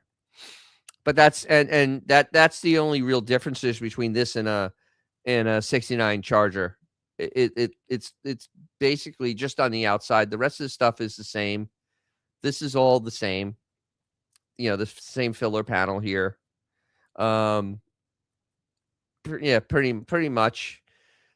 Yeah, they really didn't. It's just enough. Now the Superbird was very different. The Superbird. The Superbird actually started as a regular Roadrunner, and they gave it coronet fenders. These are 1970 coronet fenders, because these are not Plymouth. It's because that actually fit the roof, the nose better than the Roadrunner fenders. It actually has a Dodge hood because there's a crease in the middle that was extended down to meet the nose cone. And its wing is actually higher up than the Charger's, and it's mounted the same way, and you can sit on it. It's aircraft aluminum. It's actually, you can change the angle of it. They gave it the same covering, and instead of spending the extra money to make the back glass look nice, they just put vinyl tops on them because the lead work is disgusting on these cars. It's actually kind of repulsive. And they didn't give it inlets on above the tires for air pressure. So yeah. So these are like, I drove a 446 pack one, and it was fun. The wing is always there though. Yeah. So, and all the stories about them taking these wings off and changing the nose, that's all absolute garbage. It's a lie. It's a fairy tale, because the dealership would spend $1,000 trying to undo this car, and then they still couldn't sell it for any more than a Roadrunner. So that so a dealer would go and take a $2,000 loss in 1970 on a car. They would rather just hold on to it and sell it for a $500 loss at the end of the year. So, yeah. So that's just, yeah. So this article was insane. I mean, it had cool cars in it, but the article itself is insane. There's nothing rational about that article. Nothing rational. Absolutely not. Let's see. Well, wait. Chicaner again. Mid-80s cars sucked in stock form. And built engine. The Crown Victoria 105, 110 hours on end, quiet. Yeah, no, there's nothing wrong with mid-80s cars. Mid-80s is actually when cars started getting good again, especially at Ford.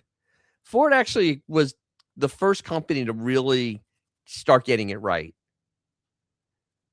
Definitely, especially with the 302, they had perfected that engine by that point. And that engine was perfected up until they stopped using it. I mean, it was reliable. The AOD transmission was reliable, very, very reliable. General Motors didn't really. It was I guess like 85, 86. General Motors started actually not making pure trash.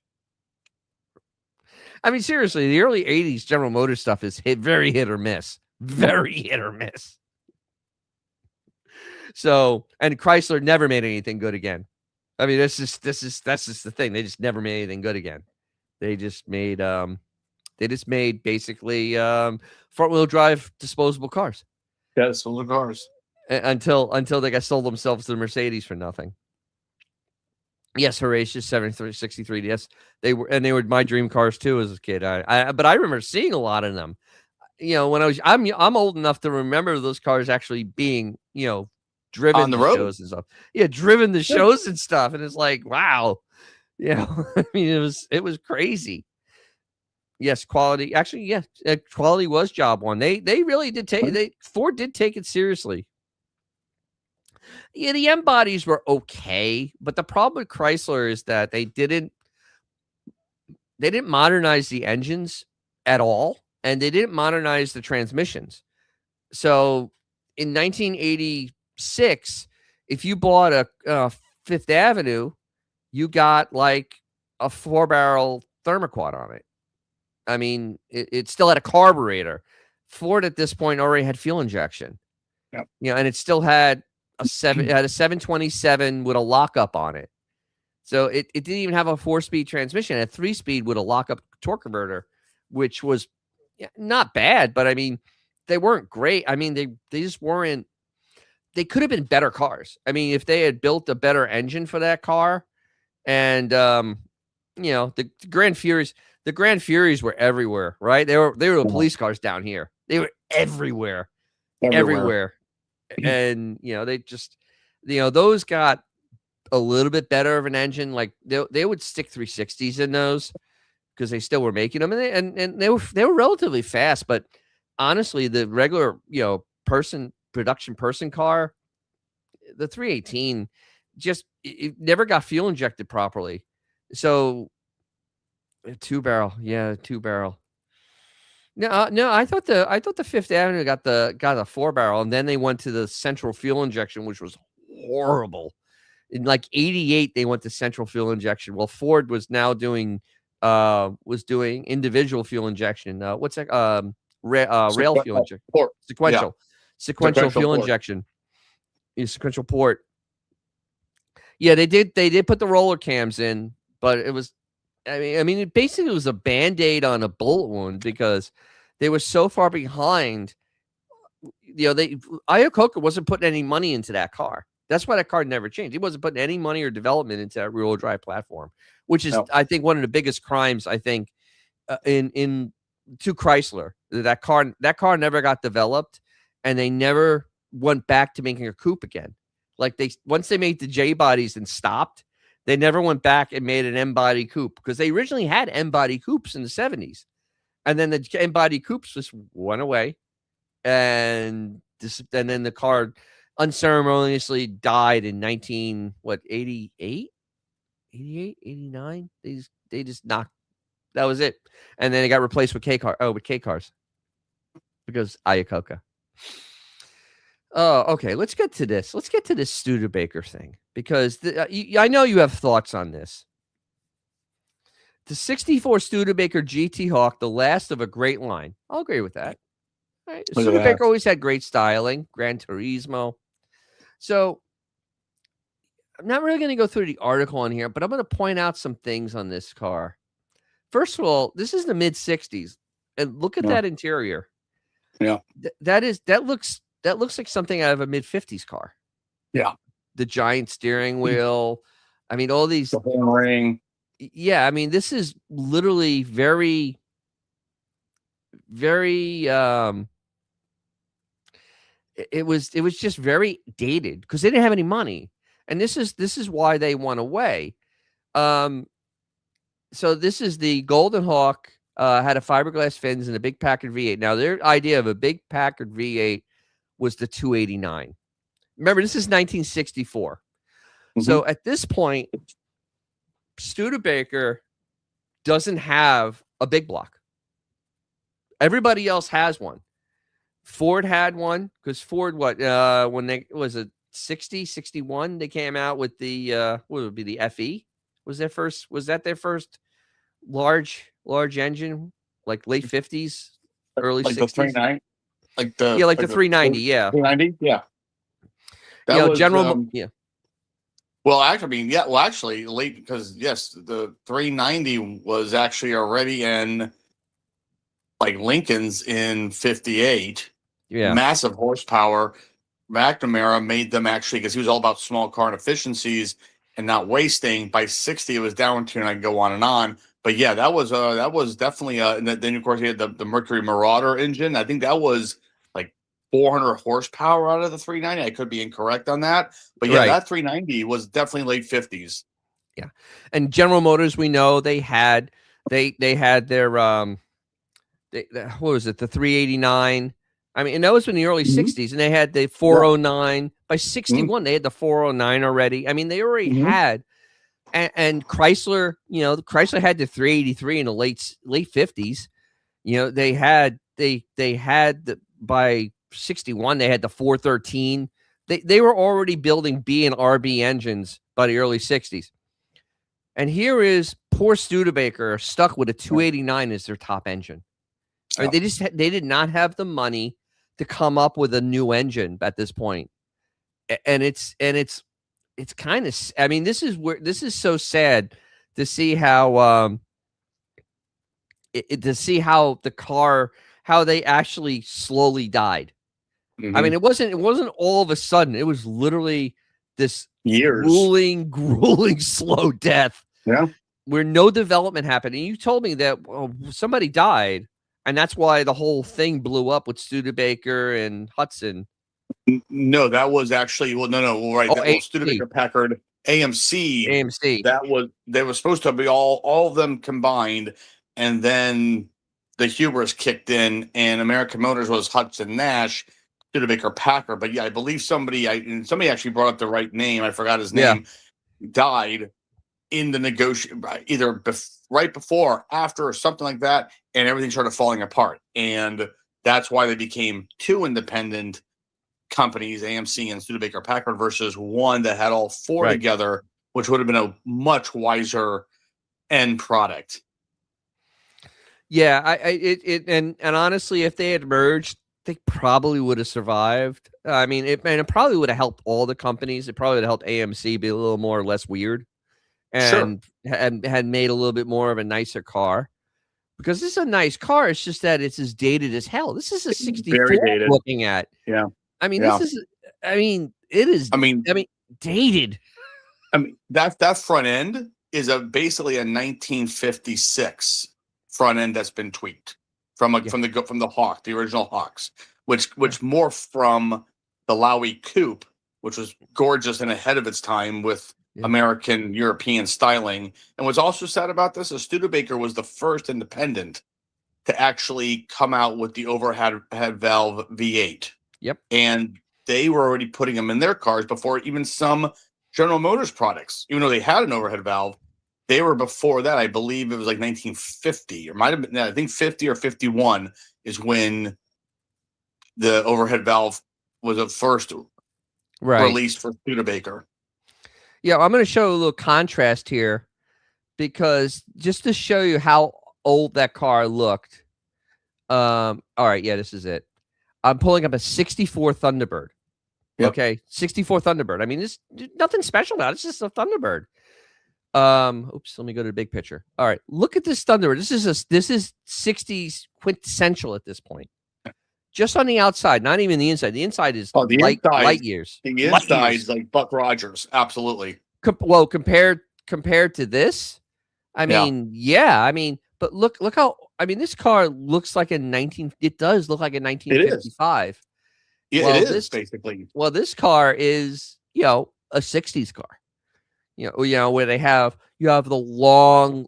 This is very typical of the 60s, the peak 60s. You have the longer hood and kind of a long body line and a long kind of kind of a long trunk and it's a little more squared up, but it still has a softness to it. So this is the quintessential 60s car. I always think of the Thunderbirds as that quintessential designer car. Especially for a two-door personal luxury style, because the only thing that Studebaker has really 60s looking is that sail panel. That's about it.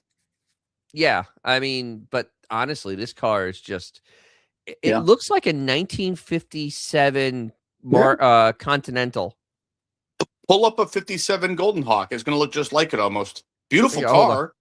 Beautiful car, but and almost the exact same interior. In fact, I think it is the exact same interior on it. Golden Hawk. It probably is because they were so out of money. This is like literally what happened to Chrysler in the late 70s, and this is why the R-body failed. This is kind of the same. This is here we go. This is one of those for sale, so we have a lot of pictures. So this is a Golden Hawk here. Okay, right? Yep. This is a 57. It's the same car. Yeah. It is literally the same car. There is no in the front end. There's no difference. No. And if we go into the interior, come on, give me some pictures here. So, I mean, there is nothing different about this car than the 64. If I can just get a picture on the inside, come on. Wow, they took a lot of weird ass pictures. There we go. Jetstream super. This one's supercharged. Yes, the Silver Hawk. I don't think was, and of course, then you had the regular Hawk. There it is. So here's the interior of this car, and here's oh my god, it's the same car. Yeah, that is that. It literally everything is stuck in 1950s. Mm-hmm. I mean that's wow. 20 Cent Motors. The 53 actually looked more modern than the 57. Yeah. Well, you know what? Absolutely. What's his name designed it? Lowy. Oh, Lowy did? Yeah. Mm-hmm. That's right, because he had already left. I was thinking the guy that did the Chrysler. That's right, he'd already left for Chrysler. But yeah, they were really up on the game on design in the early 50s, and then they just ran out of money. But I mean, this car, I mean, for 50s, this car is cool. 1964, this is an antique, and no wonder it didn't sell well. I mean, it looked old, and especially when this was about the same. It was probably about the same price. This Thunderbird was probably about the same price as that Studebaker because they weren't cheap. No, and so this was about the same price, and it's like you got a lot more car. And this keyboard started around probably 4,000, 4,300, somewhere around there, 4,000. And this car came standard with a 390. Mm-hmm. Not a 289. This car came with a 390 stock. So it's like, so it's just Studebaker's just one of those examples of a car that ran out of money, a car company that ran out of money, and nobody tried to help them. See, this is what's so weird. The whole Chrysler thing was so messed up. 64 get done by Brooks Stevens. It doesn't look like there was any design done to this car. I mean, I don't know what a designer would actually be doing on this car because it's almost the same as a car 7 years older. But I mean, the back end's a little different. The back end almost was like a 61 Lincoln with the tail lamps, but the fins are gone. But it's still the same exact shell of how it started. Yeah, I mean, it really. Yeah, hold on. Let me go look who designed the 64.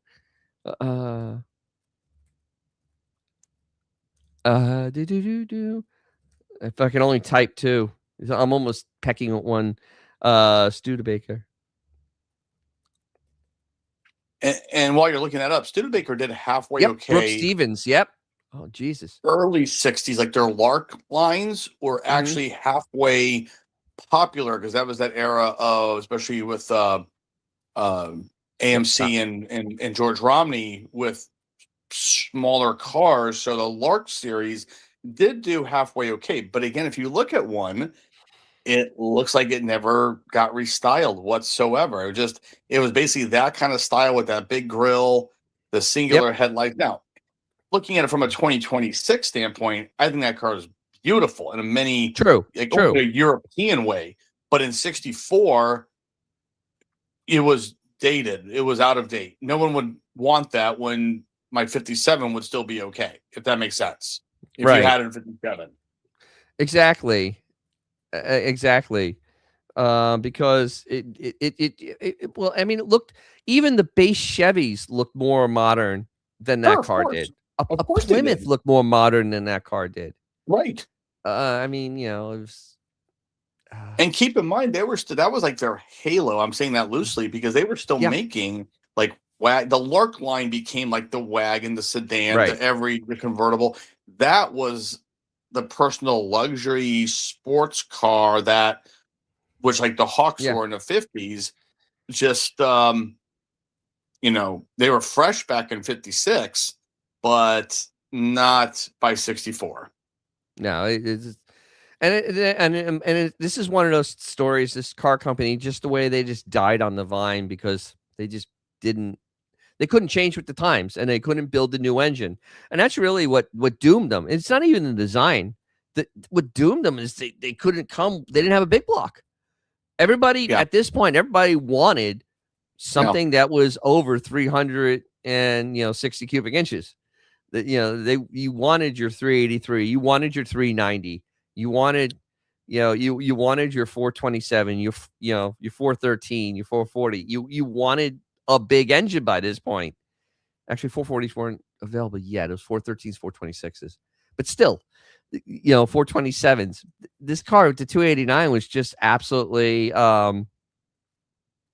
here it is. Here's another interesting point. Go ahead. It's 20-cent motors. The body stampings were still old style soft radius. Everyone else had sharp stampings by 63. Yeah, that's right. Because the way you stamped the car changed too, and it was crisp. You got those crisp lines like on this Thunderbird. I know. I like the looks of these. They ride okay, but you see how crisp. I mean, Ford made sure every line is crisp on this car, and you're right. There's just that everything's soft on like 1950s because they didn't put any crisp lines with 50s cars. They're just round. Here's an interesting side note. There's a great video on Ed's Auto Review and I just learned this recently, where again in the 50s, Studebaker struggling and stuff was actually trying to work something out with Mercedes to use Studebaker dealerships to sell Mercedes with them, right? And boy, it's amazing how in that same time frame that grill looks very familiar to another car. And again, the whole video is kind of just whirling around in my head, but basically, let's just say Studebaker might have bogarted a little bit of design. They were trying to cozy up to Mercedes. Go, hey, look, your cars would fit right in on our lots. Right. And then that of course fell apart. And then Mercedes figured out, well, we can just have our own dealership network. And I guess I'm being very, horrible cliff notes here, but it's a great video. And I never knew about that. And second thing is that crispness, basically the 61 Continental revolutionized all that styling. Because even if you look at like a 61 Chrysler with its huge fins, they had to really knock those down quickly in 62, I believe, or 63. Yes, Exner was told to get rid of them. Absolutely, because that crispness came from Lincoln pretty much, and everyone followed suit. And that's why Elwood Ingle went to Chrysler, and amazingly, the 64 Chryslers look very similar to the Lincoln Continental. Yeah, I mean, the only thing that I can say about Engel is that he did design a few good cars. Yeah. He did design the 68 Charger. That was him. He was the fuselage guy, wasn't he? Too. He was the overall fuselage. Right? It didn't sell well. He also designed my body style, the 3rd generation. He designed that car, and as for its purpose, he did a beautiful job. I mean, he made a NASCAR. Of course, at the time when NASCAR was going away, he also designed. I believe he designed the Challenger and the Cuda. And honestly, if those cars had come out earlier, they probably would have done well. And they had a little bit better quality control, but he did have some good ideas. He did modernize the mid-size lineup. The mid-size is where he really shined. The mid-size cars were very good looking at Chrysler, and they always sold well. They sold better than Ford's mid-size. Ford's mid-size cars, nobody wanted them.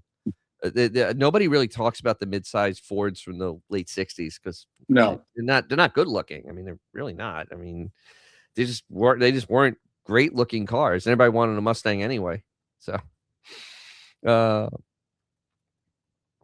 yeah, yeah, they love it. Yes, MB Stu dealership was interesting until Mercedes-Benz realized it would be dragging down. Yeah, exactly. They were basically hooking onto an anchor, right, at a bottomless ocean. Because Studebaker was looking for money, and how could one hand wash the other? Unfortunately, again, hubris and everything else got involved, and it probably could have been a great venture.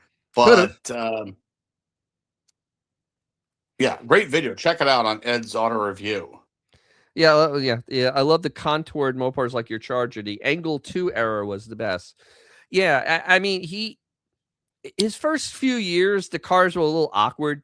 The 66, 67 Charger, he really missed the mark on that car. I think that Chrysler, and I did a whole thing on the Charger because it's 60th anniversary this year. And the whole thing with they thought that fastbacks were going to be a thing on a mid-size car. And they were wrong, like really, really wrong. And everything on that car, the car just came in too expensive. Like he literally did too much to that car where they didn't. He designed something that they thought was going to be a thing, and at least they were quick enough by 68 to realize to go in a different direction. And what they corrected in the 68 Charger is they made the base one with a 318, so you had the look cheap. It really was. The base Charger wasn't that expensive. It was in the low 3,000s, like maybe like 3,400. But you got a Charger. I mean, so you had the look of the car. And that's what the 66, 67 were very expensive cars. Even with a 318 in them, they were super expensive. So that's what hurt those cars. And honestly, the 67, they only sold like 17,000 of them. They didn't sell a lot. You know what's ironic, Dennis? I think those cars are beautiful. I think those are beautiful cars. I like it, but they're right. The fastback was a very short-lived look, that, real short. Yeah. I mean, it was now, you missed it. It was a 68. It was 68 for the Bullet Charger. That was 68 model year. Yes. Okay, with the headlight with the taillights. Yeah. Yes. Okay. Yes. Yeah, I mean, it was it literally. And the thing is, though, the way they developed that body style, the 2nd generation Charger, the 68 and 69 are evolutions because they changed the grille on it and they gave it different taillights and they gave it different side markers. The 70 was not, once again, the 70 wasn't supposed to happen because the 3rd generation was supposed to come because it was a 2-year design cycle. Chrysler had a 2-year design cycle on that B-body, which is insane if you think about it. Yeah. A company that has no money, but every 2 years they're redesigning the cars. And so they were trying, and that's why in 70, everything is weird on the 70 B-bodies. Everything's 1 year only. So they had, the trunks are different. on all the B, except the Charger, but the grills are different. That's the loop bumper Charger. It's giant. They had to do a different. They did a let's see, a lit side marker light. 69 had a non-lit side marker light. It was just a reflector. Oh. And and they went away from. They were going to go away from the pneumatic hidden headlights. No more vacuum hidden headlights. In 70 was the first year of the electric one, because they were going to use that in the third generation car, because they realized that the vacuum hidden headlights were an absolute disaster. I mean, even back then, new under warranty, they had problems with those, because they had vacuum lines and it was electrically actuated vacuum. So there's all sorts of problems with it, and it had its own light switch. Everything about that car was insane. Well, yeah, that's the thing. Seems to be the most popular cars of all time didn't redesign for long periods. Some popular platforms lasted over 20 years. Well, the platform for the B-body lasted damn near 20 years. The B-body lasted till 1978. I mean, but Chrysler redesigned that car every 2 years. That was just what they did. So the B-body came out in 62? I think it was 62. 62 is, I think went to 78. So it went for a long time, for 16 years. Yeah, the 66, very nice. That was his first really good attempt. That was Engel's first. The 66 is a very, very nice. The Plymouth actually is nicer than the Dodge. It's much nicer. 67, a little more, but then 68 is really when the car came together. Very, very nice. Yeah, they had the well-fitted glass openings, chrome trim, and finish. Yeah, the fit and finish wasn't bad on those cars. I mean, it was still, I was right, 62. It was still Chrysler quality fit and finish, which it was never great. Paint runs were consistent on them. I mean, in the engine compartment, you will have paint runs. Body panels, the fit and finish would be mid at best. I mean, you can open and close the doors without touching anything, but it would look weird. And the way Chrysler painted their cars. See, Ford, I guess what they did, they went and they painted their cars like black, right? They actually did paint. Chrysler, whatever didn't hit the side of the car is what they painted under the car. They really didn't put a lot of paint underneath there. So like, that's why on a real original car, it doesn't have undercoating. You'll see some body color on the frame rails, but underneath will be just like a real cheap like coating, but it's not painted. That's why when you see them over restored and they paint the underside of the car, it's not the way Chrysler did the car. And so and my car was thank Christ was an undercoat car that kept it from disintegrating.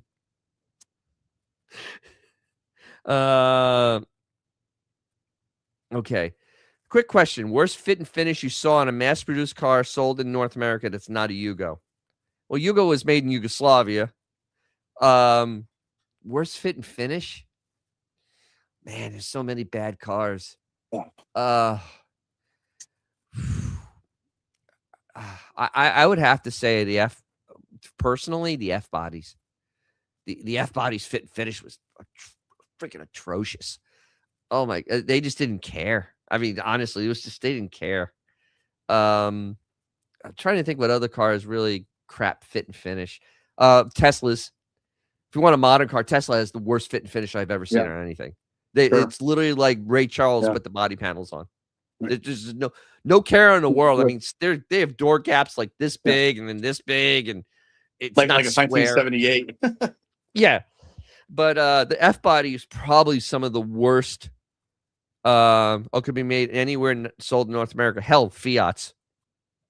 Jesus, you want bad fit and finish? 1970s Fiats.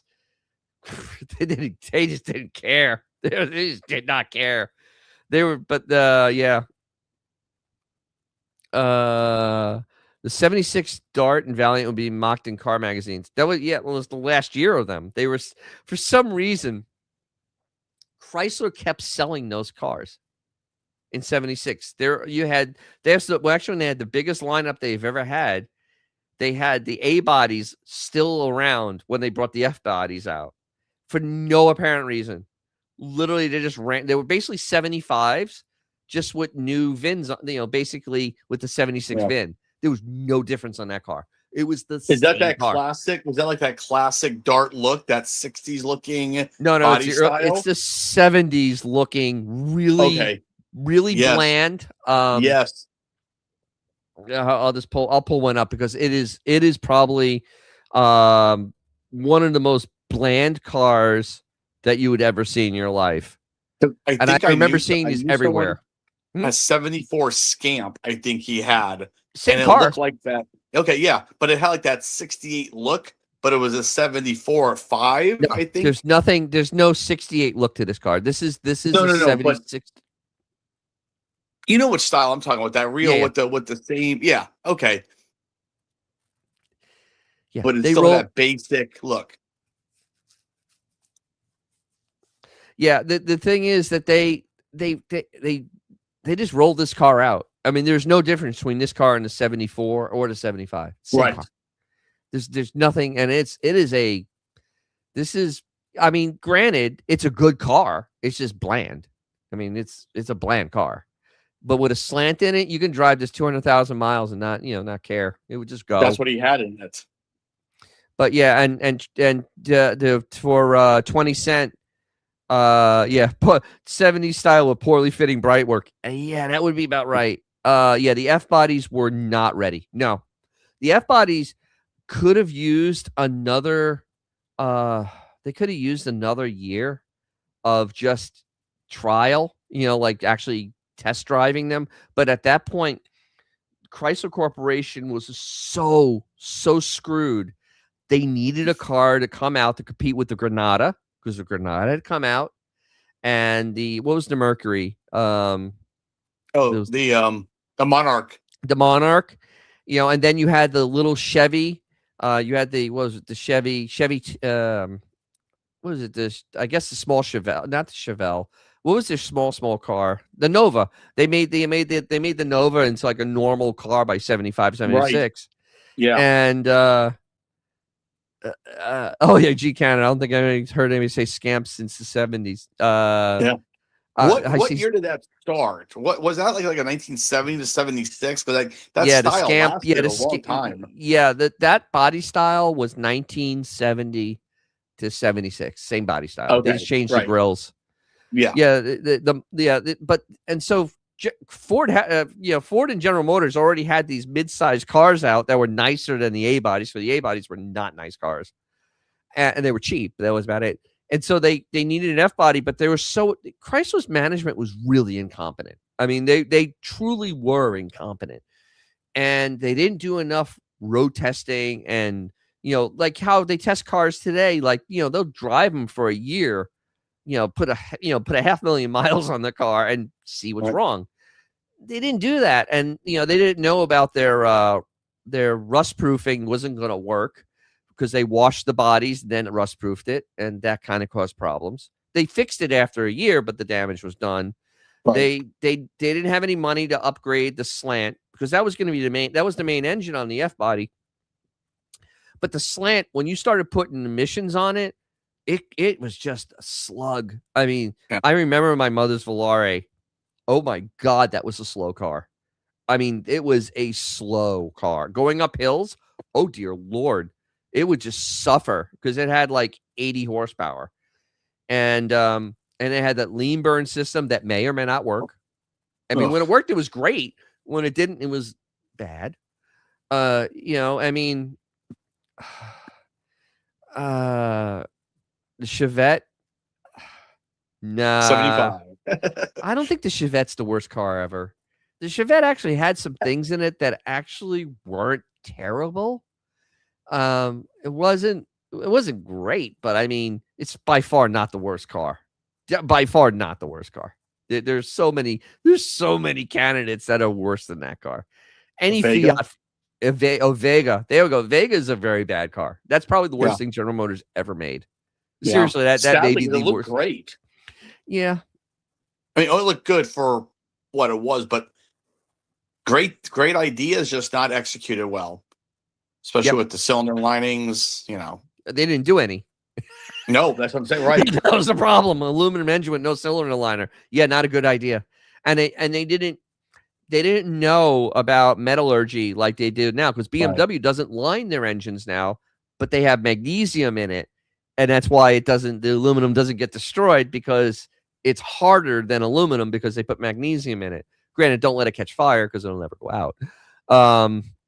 Yeah, Iacocca was against the F bodies. Absolutely. That's why he killed it. When they were starting to become better, he's the one that stopped production in the car. He stopped the R bodies. He literally just stopped. He kept the M bodies because they didn't have the problems. But Iacocca he stopped all those cars. That's why the R body died in 81, and the F body made it to 80. And the thing is, Chrysler needed that size car, and they didn't have that size car for years. Yes, a Murata with a 6 would have to be a slant, would have to be absolutely the one that you're timing that on a friggin' hourglass. Yeah, and they didn't put the Super 6 wasn't in the regular Velares from my understanding. I'm trying to remember, she had the Super. No, we had a Premier. We had a Volare Premier, which is one of it was the top of the line Volare, and my grandfather convinced my mom to get it with the slant in there for fuel economy and not get the 318. Not a wise choice. Yeah. He said they didn't feel they were necessary. No, to him, if you think about Iacocca's grand plan, because Iacocca had already had this plan thought out at Ford, and that's why he got fired. The Deuce did not like his idea, but he had the grand plan of having a chassis that you can modify and change with what you're going to use it for. So that's what the K car was, because it could be used for a coupe, a station wagon, a sedan. It could be used for all these different platforms, and that's why he liked that car. And that's why he wanted the F-body to go away, even though I still think they needed the F-body. The F-body would have been better than the J-body, the Murata, Cordoba, because those cars were just weren't great. Yeah. So it's just that was a very weird time, and I did do a video on Iacocca coming to Chrysler because he had all that mapped out, and that's why all that happened so fast. It wasn't happenstance. It literally was Iacocca had this plan, and he wasn't able to execute it at Ford because they weren't gonna allow it to happen. They weren't gonna go for all front wheel drive at Ford. That was not happening. Oh, we missed it. That's why 77. My mom had a 76. Yeah, because the regular 6 in that car was just painful. The slant was just, oh my God, was it horrible? And yeah, this thing is the slant 6. That's an engine that honestly, Iacocca killed off in 84.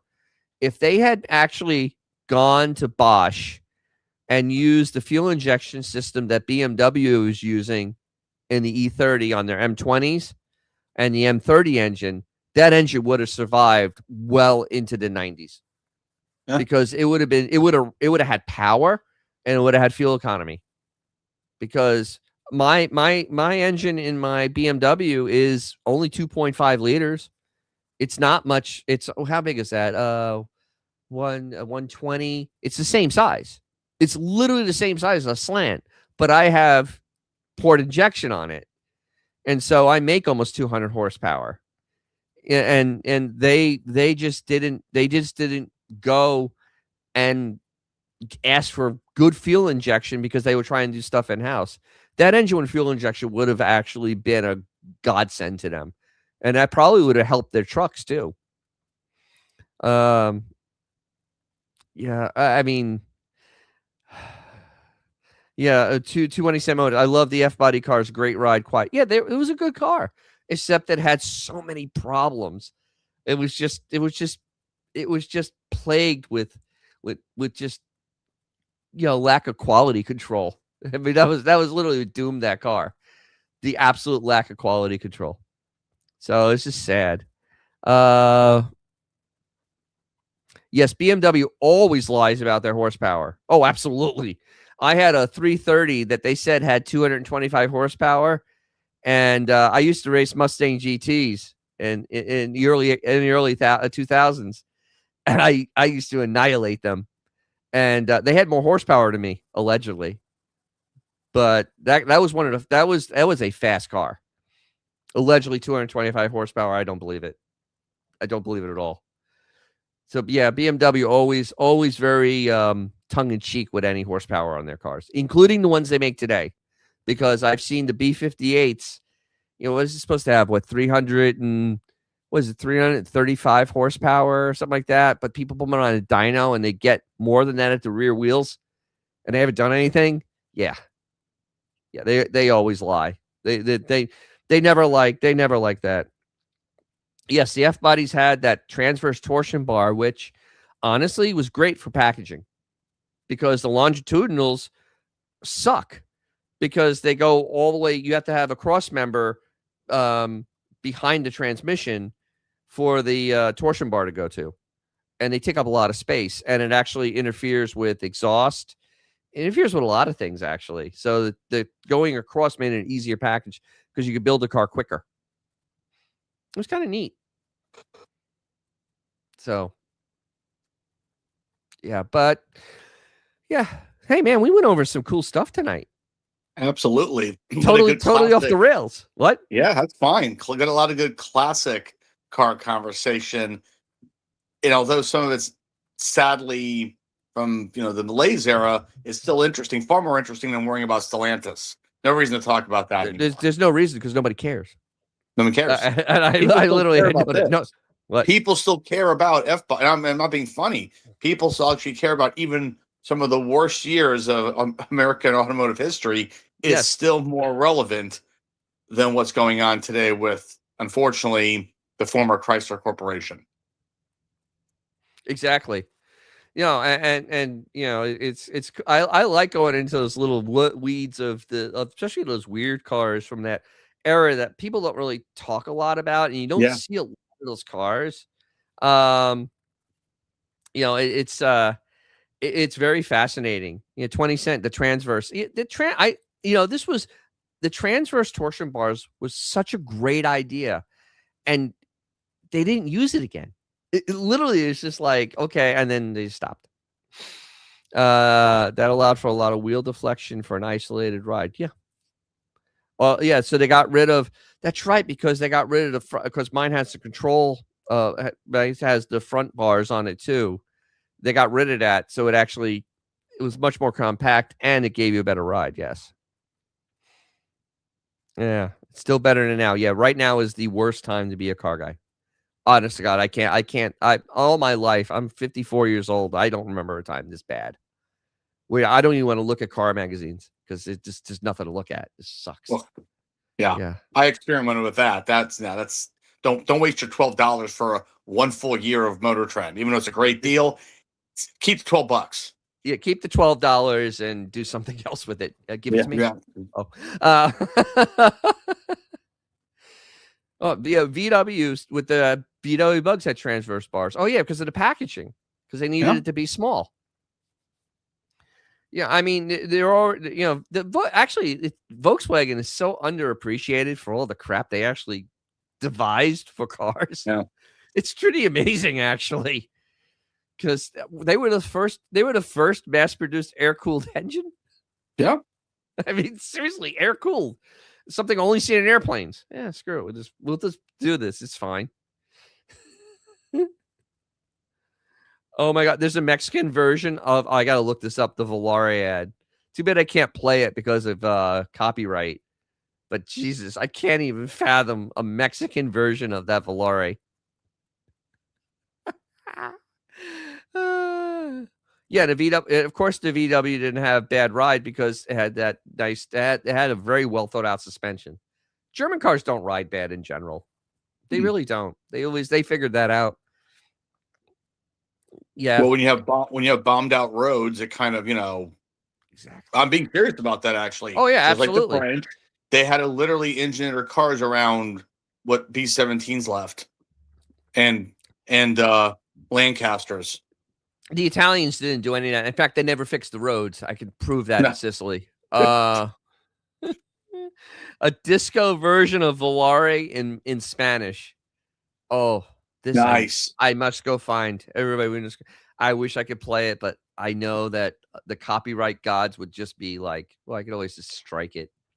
You know what? Screw it. Hold on. Let me remove this. Hold on. Let me stop that one. Let me see if I can find it.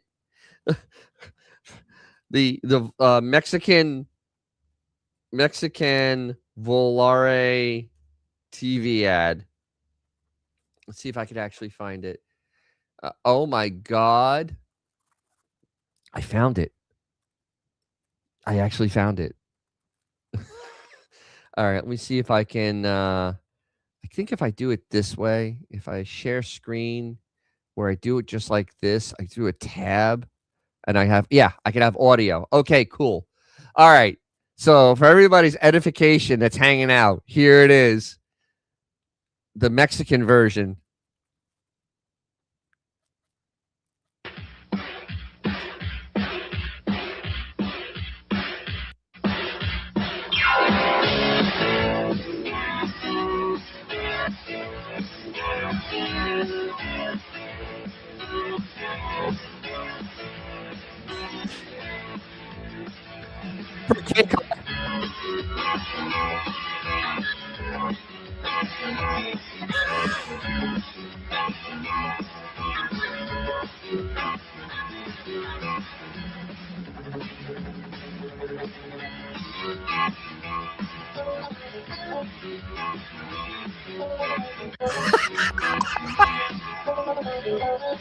Different.